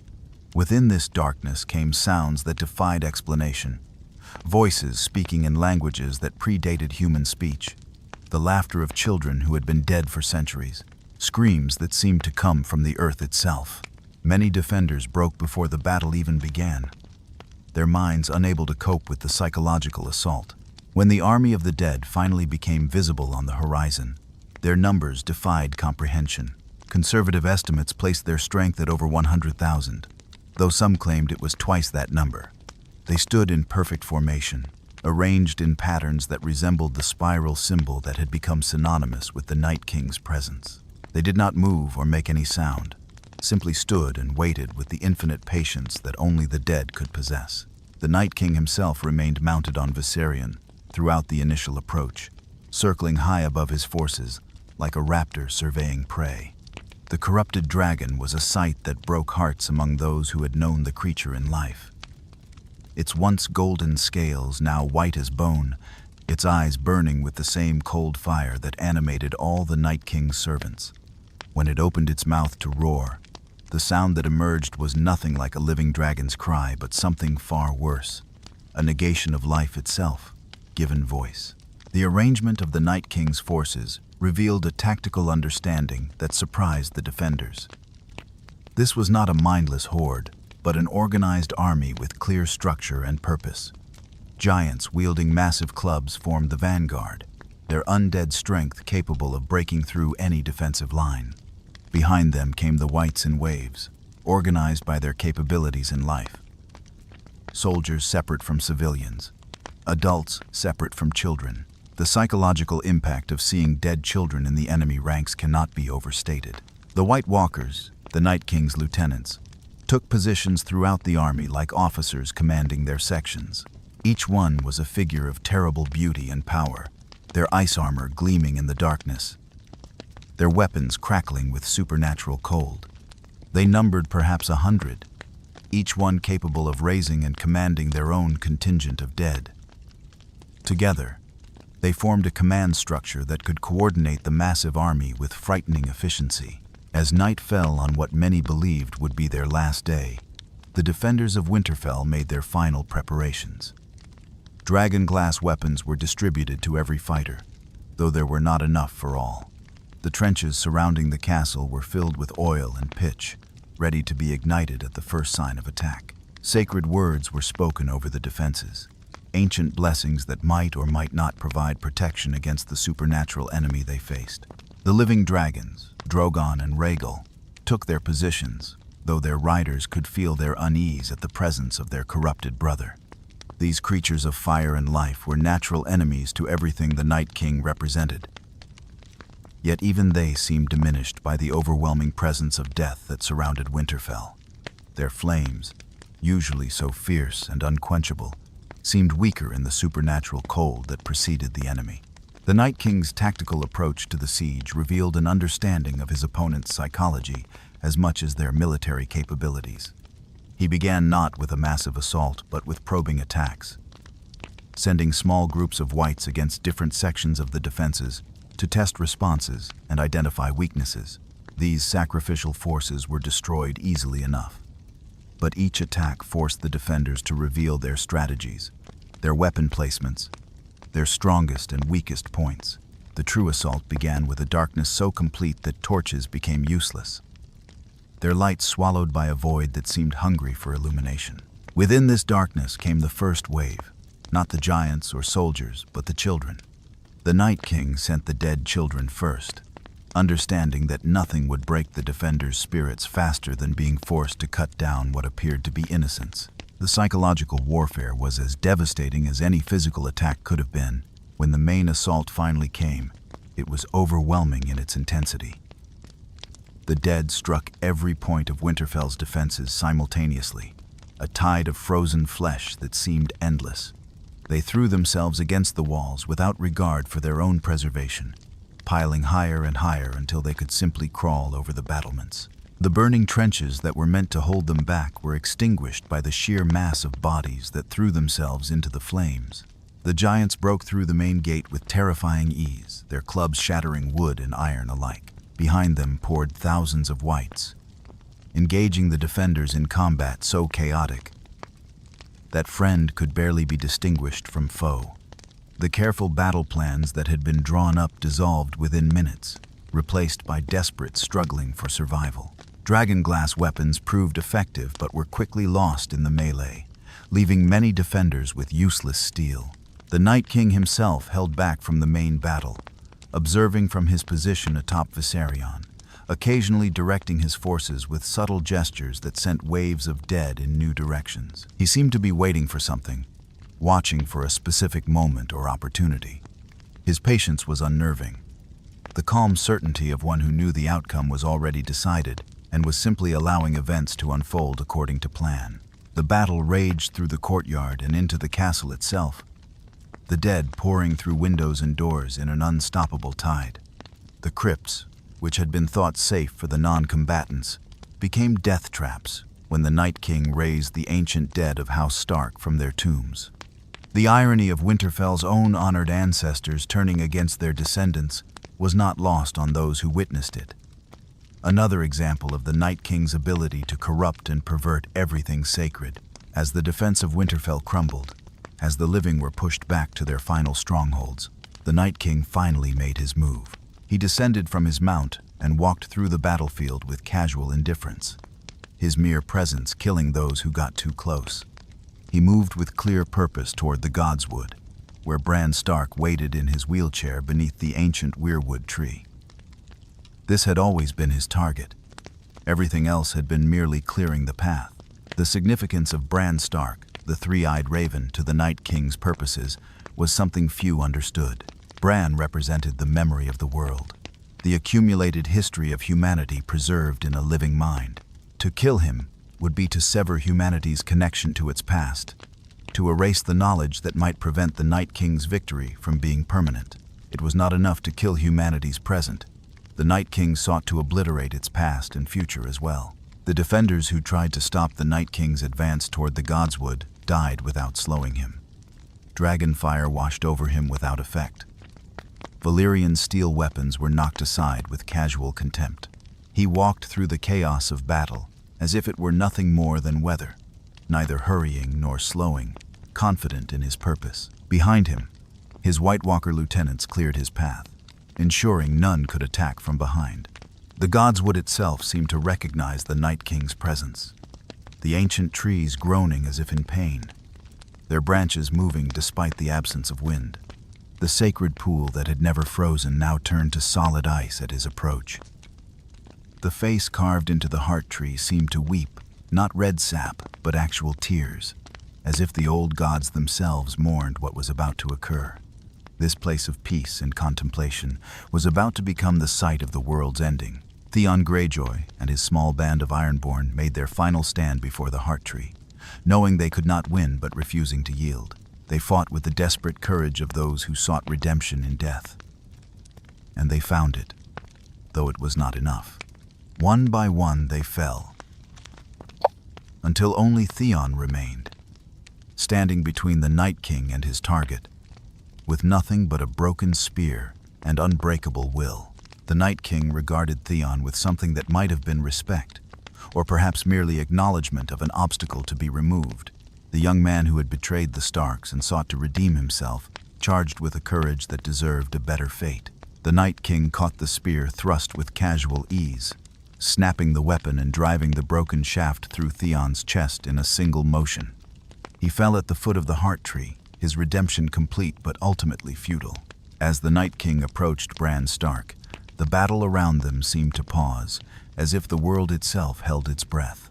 The young man in the wheelchair showed no fear, meeting those terrible blue eyes with calm acceptance. They regarded each other for a long moment. The embodiment of death, studying the keeper of memory. Two forces that should never have existed in the same world, brought face to face by the threads of destiny. The Night King stood before Bran Stark in the Godswood of Winterfell, two forces that represented the fundamental opposition between memory and oblivion, between the preservation of history and its complete erasure. The ancient weirwood tree above them seemed to lean inward, its carved face bearing witness to this moment that would determine whether the world would remember or forget, whether the long story of humanity would continue or end in eternal silence. Around them, the battle had ceased to matter, for everything depended on what would transpire beneath these ancient branches. Bran's eyes, which had seen through time itself, which had witnessed the creation of the very being that stood before him, showed no fear as death approached.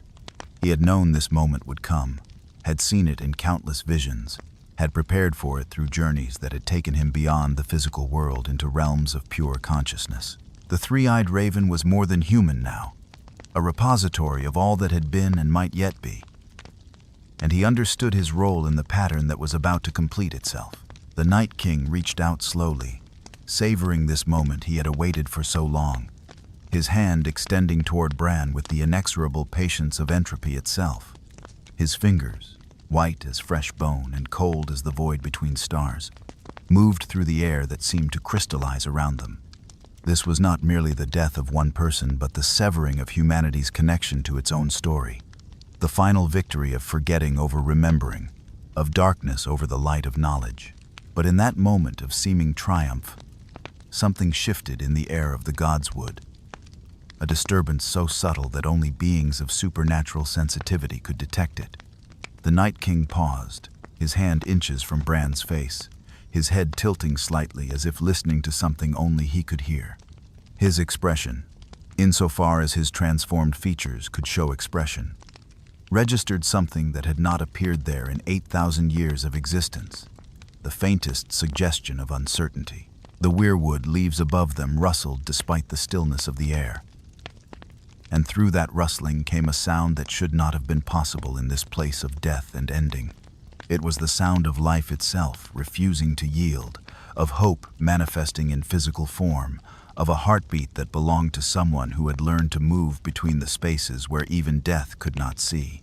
The training in the House of Black and White, the lessons of becoming no one, had prepared Arya Stark for this singular moment. She emerged from the darkness behind the Night King like a shadow given substance, moving with the fluid grace of water, with the inevitability of destiny finally revealing itself. Her leap carried her through the air in an arc that seemed to suspend time itself, her form passing between the White Walkers who stood guard around their master. In her hand, the Valyrian steel dagger that had once been meant to kill her brother Brandon caught what little light remained, its blade singing through the air with a note of pure purpose. The Night King's reaction was instantaneous, his supernatural reflexes allowing him to spin and catch Arya by the throat with one hand, her knife hand with the other. She hung suspended in his grip, feet dangling above the ground, the dagger inches from his chest but held immobile by his overwhelming strength. His blue eyes bore into hers with the weight of 8 millennia, and in them she saw the depth of the void he represented, the absolute negation of everything she had ever loved or valued. For a moment that stretched into eternity, they remained frozen in this tableau, the culmination of every choice and sacrifice that had led to this instant. The Night King's grip tightened, ice beginning to form around Arya's throat, her breath coming in crystalline clouds as the cold invaded her body. The Watchers, both living and dead, stood paralyzed by the drama unfolding before them, understanding that the fate of existence itself hung in the balance of this confrontation. But Arya Stark had not survived the trials of her journey to fail now, had not endured the loss of her identity and its reconstruction to be defeated by physical strength alone.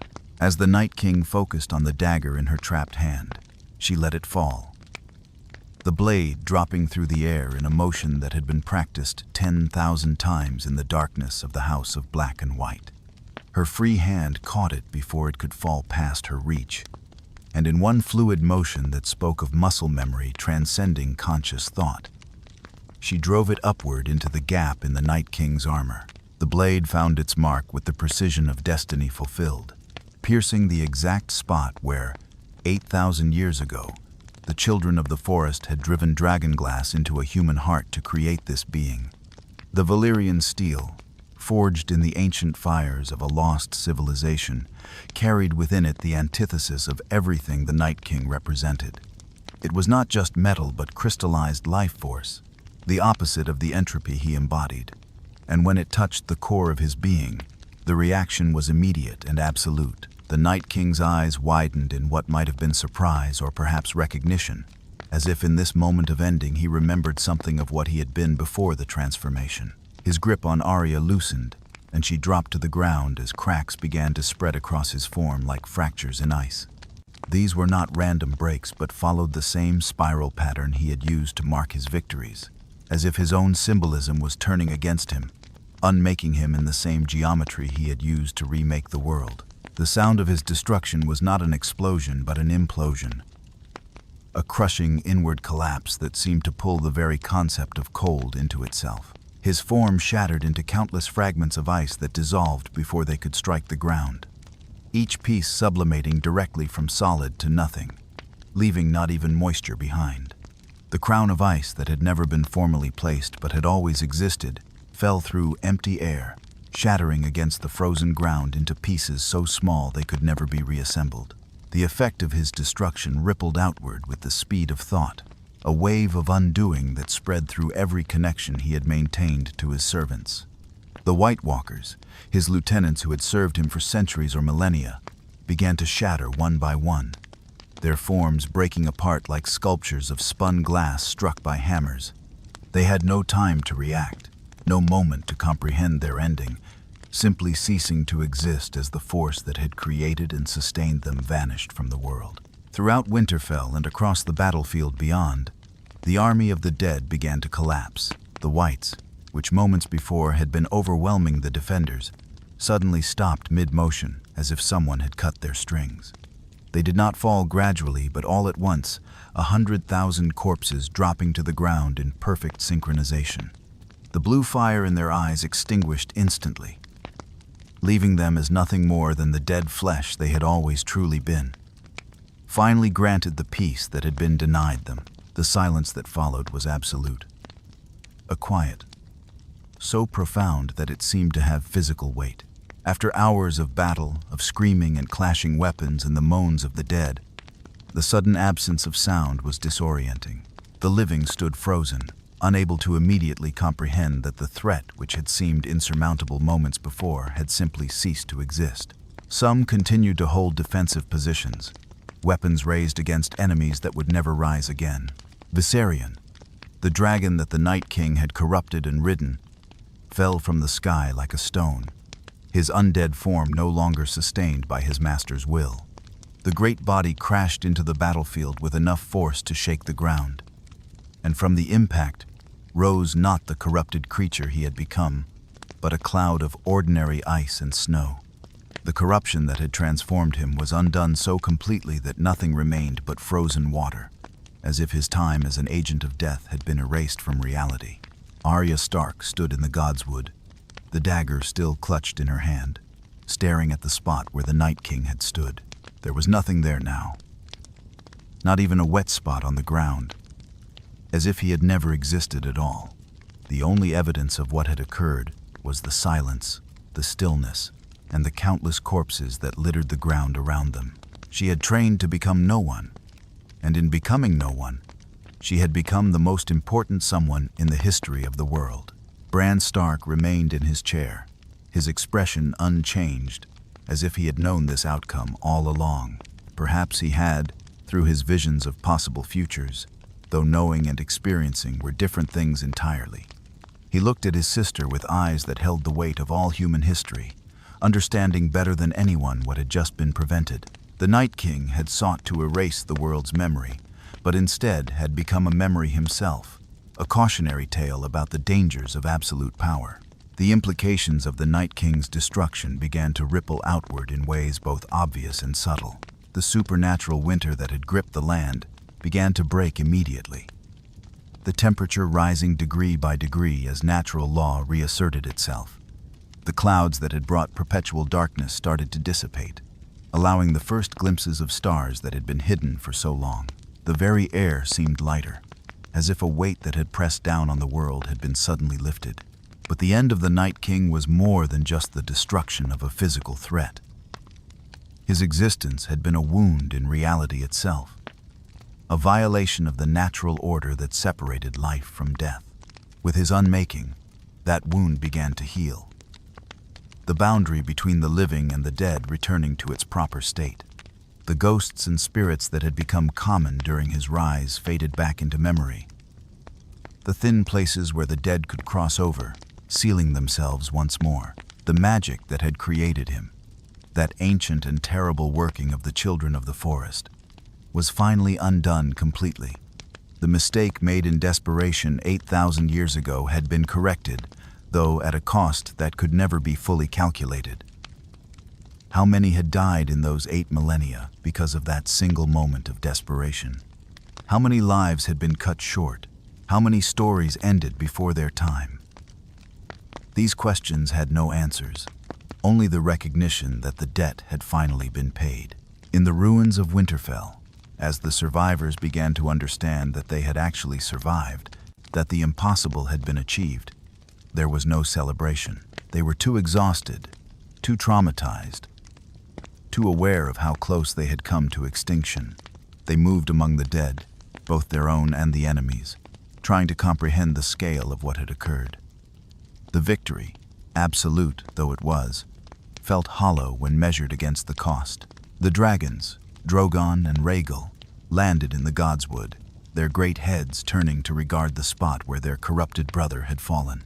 They seemed to understand what had happened, their mournful cries echoing across the battlefield. Fire and ice had met, and fire had prevailed, but the victory brought no joy to these creatures who had lost one of their own to the enemy's corruption. They would carry the memory of what Viserion had become for the rest of their days. The body of Theon Greyjoy lay where it had fallen, finally at peace after a life of poor choices and desperate attempts at redemption. He had died protecting Bran Stark, the boy he had once pretended to murder, and in that death had found the absolution he had sought for so long. His story, like so many others, had ended in the Godswood, but unlike the Night King, he would be remembered with honor rather than fear. As dawn finally broke over Winterfell, true dawn with actual sunlight rather than the pale imitation that had persisted during the long night's return, the full scale of the devastation became apparent. The castle was in ruins, its walls breached in multiple places, its halls filled with the dead. The field beyond was carpeted with corpses so thick that the ground itself was not visible. This had been humanity's greatest victory, but it looked indistinguishable from its greatest defeat. The strategic implications of the Night King's destruction were staggering. The threat that had unified the living was gone, and with it the reason for their unprecedented cooperation. Old rivalries and new grievances would soon resurface, the politics of the living resuming now that the greater threat had passed. The very unity that had made victory possible would dissolve like morning mist, leaving behind the familiar patterns of human conflict. Yet something fundamental had changed in the world with the Night King's ending. Humanity had faced its own extinction and survived, had stared into the absolute void and refused to go quietly. The stories that would be told of this night would shape cultures for generations to come, becoming the myths and legends that would inspire future heroes. The Night King had sought to end all stories, but in his defeat had become part of the greatest story ever told. The weapon that had killed him, that simple Valyrian steel dagger, had traveled a path through history that seemed guided by invisible hands.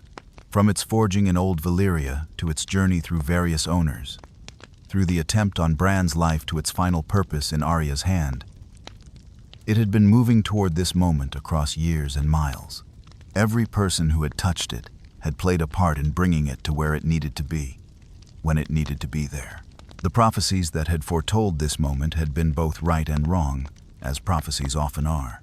There had been no prince that was promised in the traditional sense, no Azor Ahai reborn with a flaming sword.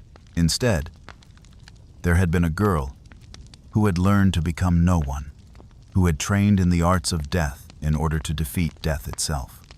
The prophecies had been looking for a hero of light, but victory had come from shadow and silence. The theological implications of the Night King's destruction would be debated by scholars and priests for centuries. If he had been death incarnate, what did his destruction mean for the nature of death itself? Would people still die, or had mortality been fundamentally altered? The answer, which would become clear in the days to come, was that death continued as it always had, but without the possibility of weaponization. Death had returned to its proper role as an ending, not a beginning of servitude.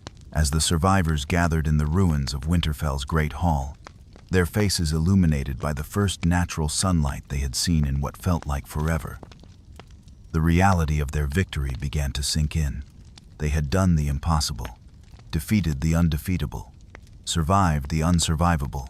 Each of them had played a part, from the greatest lord to the lowest soldier, in achieving something that would echo through all the ages to come. But it was Arya Stark who had delivered the killing blow, and the weight of that action would stay with her forever. She had killed death itself, had unmade something that should never have been made. In that moment, beneath the weirwood tree, she had been the most important person in the world, though she had trained to be no one at all. The paradox of it would shape the rest of her life, the knowledge that in embracing nothingness, she had become everything. The Night King was gone, not just dead but erased. His 8,000 years of existence nullified in a single thrust of Valyrian steel. His story had ended not with the triumph he had seemed assured of, but with a reminder that evil, no matter how powerful, carries within itself the seeds of its own destruction. He had been patient, powerful, and purposeful, but he had also been alone, and in the end, it was the connections between the living, their ability to sacrifice for each other, that had undone him. The world would go on, scarred but not ended, diminished but not destroyed. New stories would be told, new heroes would rise, new threats would emerge. But never again would there be something like the Night King, that singular embodiment of entropy and ending. His destruction had not just saved the present, but had secured the future, ensuring that humanity would continue its chaotic, beautiful, terrible journey through time. The eternal winter he had brought was ending. Spring would come again, and with it new life to replace what had been lost. The cycle he had sought to break would continue, and in continuing, would prove that his philosophy had been fundamentally wrong. Life was not a meaningless chaos to be replaced with crystalline order, but a precious gift that derived its value from its very impermanence. The Night King had offered eternal preservation in ice, but humanity had chosen the messy uncertainty of continued existence.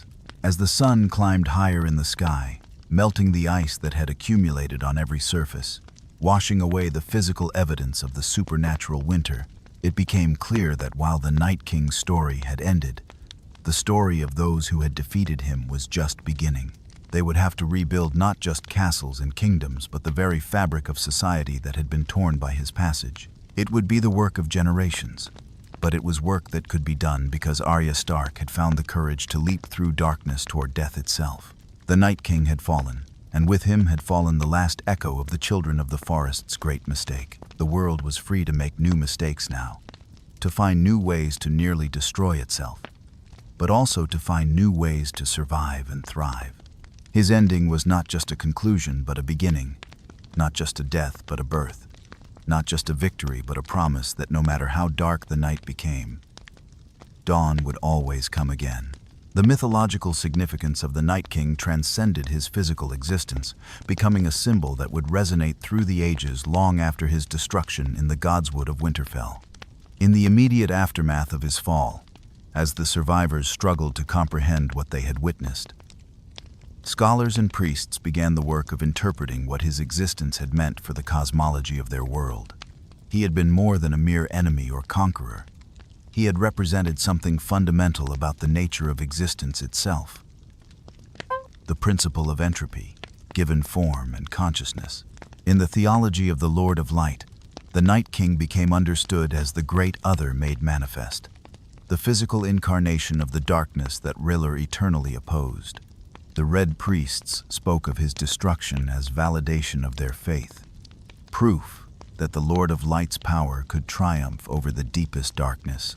Yet their interpretations struggled to explain why it had been a girl trained by the faceless men, servants of the many-faced god, who had delivered the killing blow. This contradiction would fuel theological debates for centuries, with various sects offering different reconciliations of this apparent paradox. The faith of the Seven, which had largely dismissed the threat of the White Walkers as northern superstition, found itself forced to incorporate the Night King into its understanding of divine order. Some Septons argued he had been the stranger given too much power, a necessary aspect of the divine that had grown beyond its proper bounds. Others suggested he represented a test from the Seven, a trial by which humanity proved itself worthy of continued existence. These interpretations proliferated through the southern kingdoms, each sect adapting the story to fit their existing beliefs. Among the followers of the old gods, those who still prayed at weirwood trees and remembered the ancient ways, the Night King's story took on different dimensions. They understood him as the children of the forest's greatest sin made manifest, a violation of natural law that had taken 8,000 years to correct. The weirwoods themselves seemed to remember him, their carved faces appearing more peaceful after his destruction, as if a long nightmare had finally ended. Some claimed the trees wept less frequently now, their red sap flowing only in natural cycles, rather than the constant weeping that had marked the Night King's return. The parallel between the Night King and death gods in various cultures became a subject of intense study among the maesters of the Citadel. Every culture had its embodiment of death, from the Stranger of the Seven to the many-faced god of Braavos, from the black goat of Qohor to the lion of night in Yi-Ti. Yet the Night King had been different from all of these. Not a god of death, but death weaponized. Death given agency and purpose beyond its natural role. He had perverted the boundary between life and death, making it permeable in ways that violated fundamental laws of existence. In the Far East, in lands that had their own legends of the Long Night, the story of the Night King's destruction was interpreted through different cultural lenses. The scholars of Yi-Ti spoke of the balance between the Lion of Night and the Maiden Maid of Light being restored, while the Shadowbinders of Ashai claimed his fall had been written in the stars since before his creation. These distant interpretations, filtered through translation and cultural difference, added layers of meaning to an already complex mythology. The cyclical nature of ice and fire, of summer and winter, took on new significance in light of the Night King's existence and destruction. He had sought to break the cycle, to create an eternal winter that would never yield to spring. His failure reinforced the belief that such cycles were fundamental to existence, that neither extreme could dominate forever. The Maesters developed new theories about the relationship between magical and natural forces, suggesting that the Night King had been an attempt to override natural law that had ultimately failed because such law could not be permanently overturned. Different cultures developed different interpretations of what the Night King had represented to them specifically. To the Northerners, he was the ultimate expression of winter's cruelty, the embodiment of the harsh environment they had always struggled against. To the Wildlings, he represented the danger of civilization's attempts to control nature, a cautionary tale about the consequences of trying to weaponize fundamental forces. To the survivors of Essos who had heard the tales, he became a distant threat that validated their choice to remain separate from Westeros's conflicts. Theories about his true motivations proliferated in the absence of definitive answers. Some scholars argued he had been following programming implanted during his creation, no more capable of choosing his actions than a sword could choose not to cut. Others suggested he had possessed true consciousness and had chosen his path deliberately, seeking to remake the world according to his own vision of perfection. Still others proposed that he had been seeking his own destruction all along, that 8,000 years of existence had been a torment he could only escape through finding someone capable of ending him. The question of whether the Night King had retained any humanity became a subject of intense philosophical debate. Those who had witnessed his final moment, when Arya's blade found its mark, claimed to have seen something almost like recognition in his eyes, as if in that instant of unmaking, he remembered who he had been before the children transformed him. This interpretation suggested a tragedy of cosmic proportions. A man trapped for millennia in a role he had never chosen, finally freed through destruction. The void left by his absence was not merely physical, but metaphysical. For 8,000 years, the Night King had existed as humanity's ultimate enemy, the threat against which all other threats paled. His destruction left a curious emptiness in the collective consciousness, a space where the ultimate fear had resided now suddenly vacant. Some worried that without such a unifying threat, humanity would tear itself apart through petty conflicts. Others argued that his absence allowed for true progress, no longer constrained by the fear of an eventual reckoning with death itself. The impact on magical practice throughout the known world was immediate and profound. Abilities that had been strengthening during his return began to fade again, as if his presence had been amplifying magical forces globally. Priests found their fire magic less potent.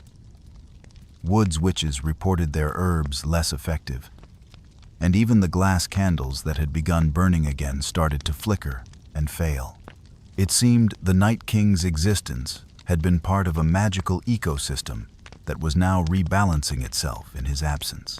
In the north, where his impact had been most direct, the psychological effects of his destruction were complex and sometimes contradictory. Relief mixed with a strange sense of loss, as if a defining aspect of northern identity had been removed.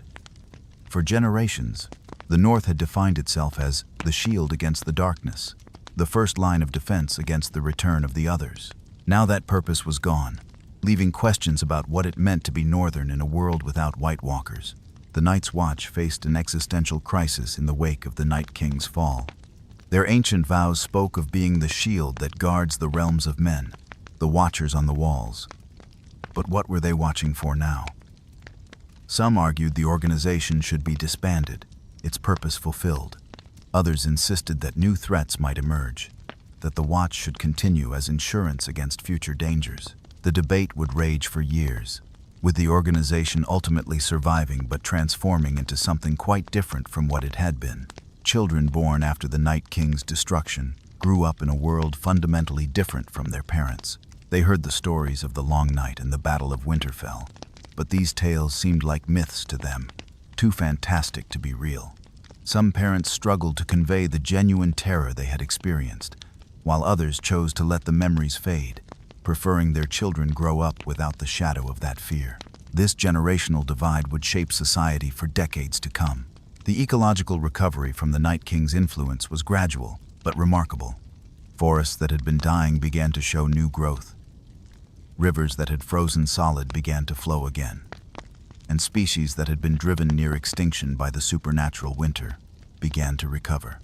The natural world seemed to exhale in relief, as if it too had been holding its breath during his existence. Seasons returned to their normal patterns, though some claimed they could still feel echoes of his presence in particularly harsh winters. Artists and storytellers found endless inspiration in the Night King's tale, though their interpretations varied wildly depending on their audience and purpose. Some portrayed him as a pure monster, evil incarnate defeated by heroic forces.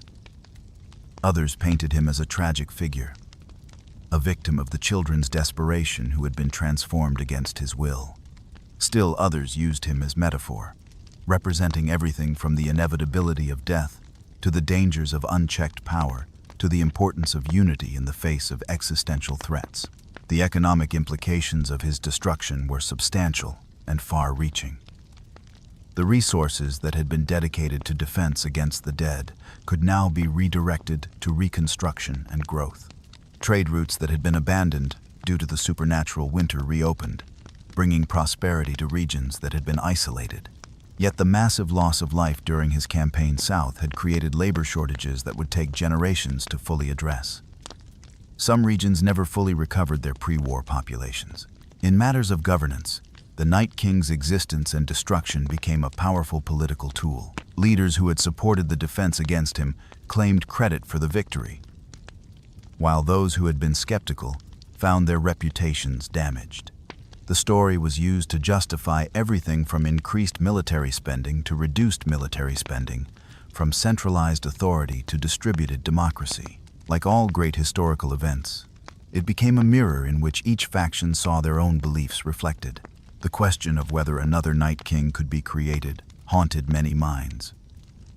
The knowledge of how he had been made, through dragonglass and ancient magic, was carefully guarded and deliberately obscured.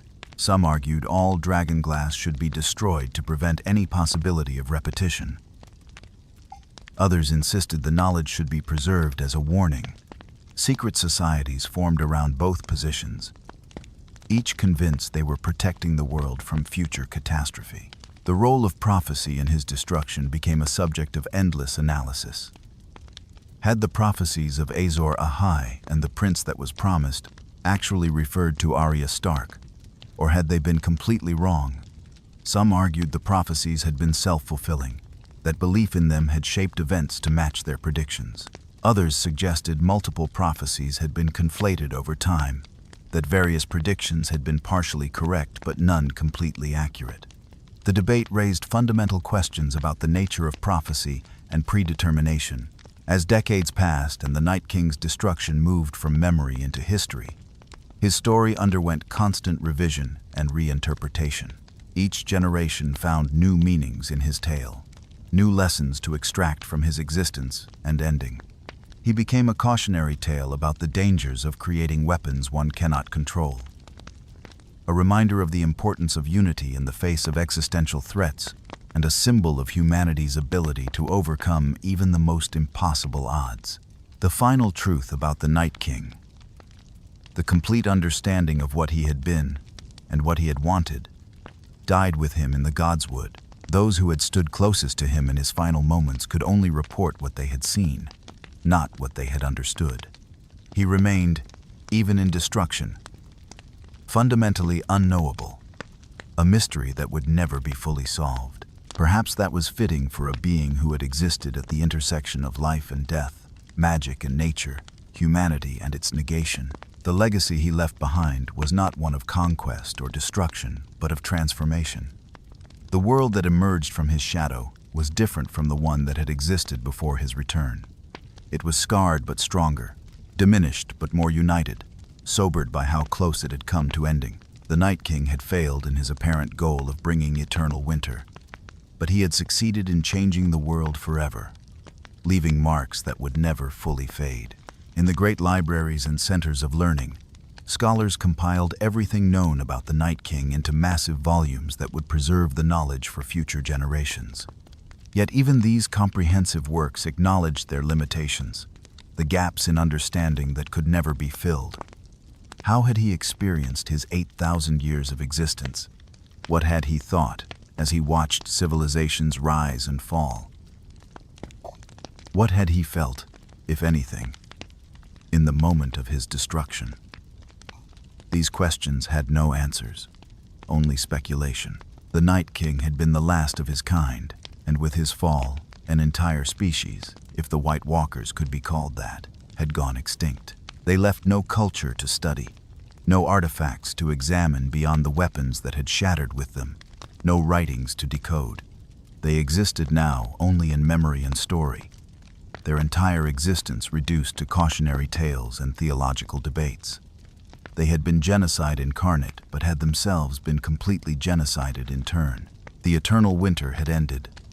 Spring had come as it always had, and life had continued its ancient dance of birth and death, growth and decay.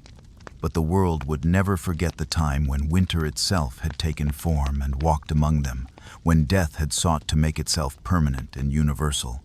The Night King's story would be told as long as humans existed to tell stories. A reminder that even the darkest night must eventually yield to dawn, that even death itself could die when faced with the determination of the living to survive. And so the Night King passed from reality into legend, from legend into myth, from myth into the fundamental stories that cultures tell themselves about the nature of good and evil, life and death, and hope and despair. He became less a historical figure and more a concept, a shorthand for existential threat, a reminder of humanity's capacity for both creation and destruction.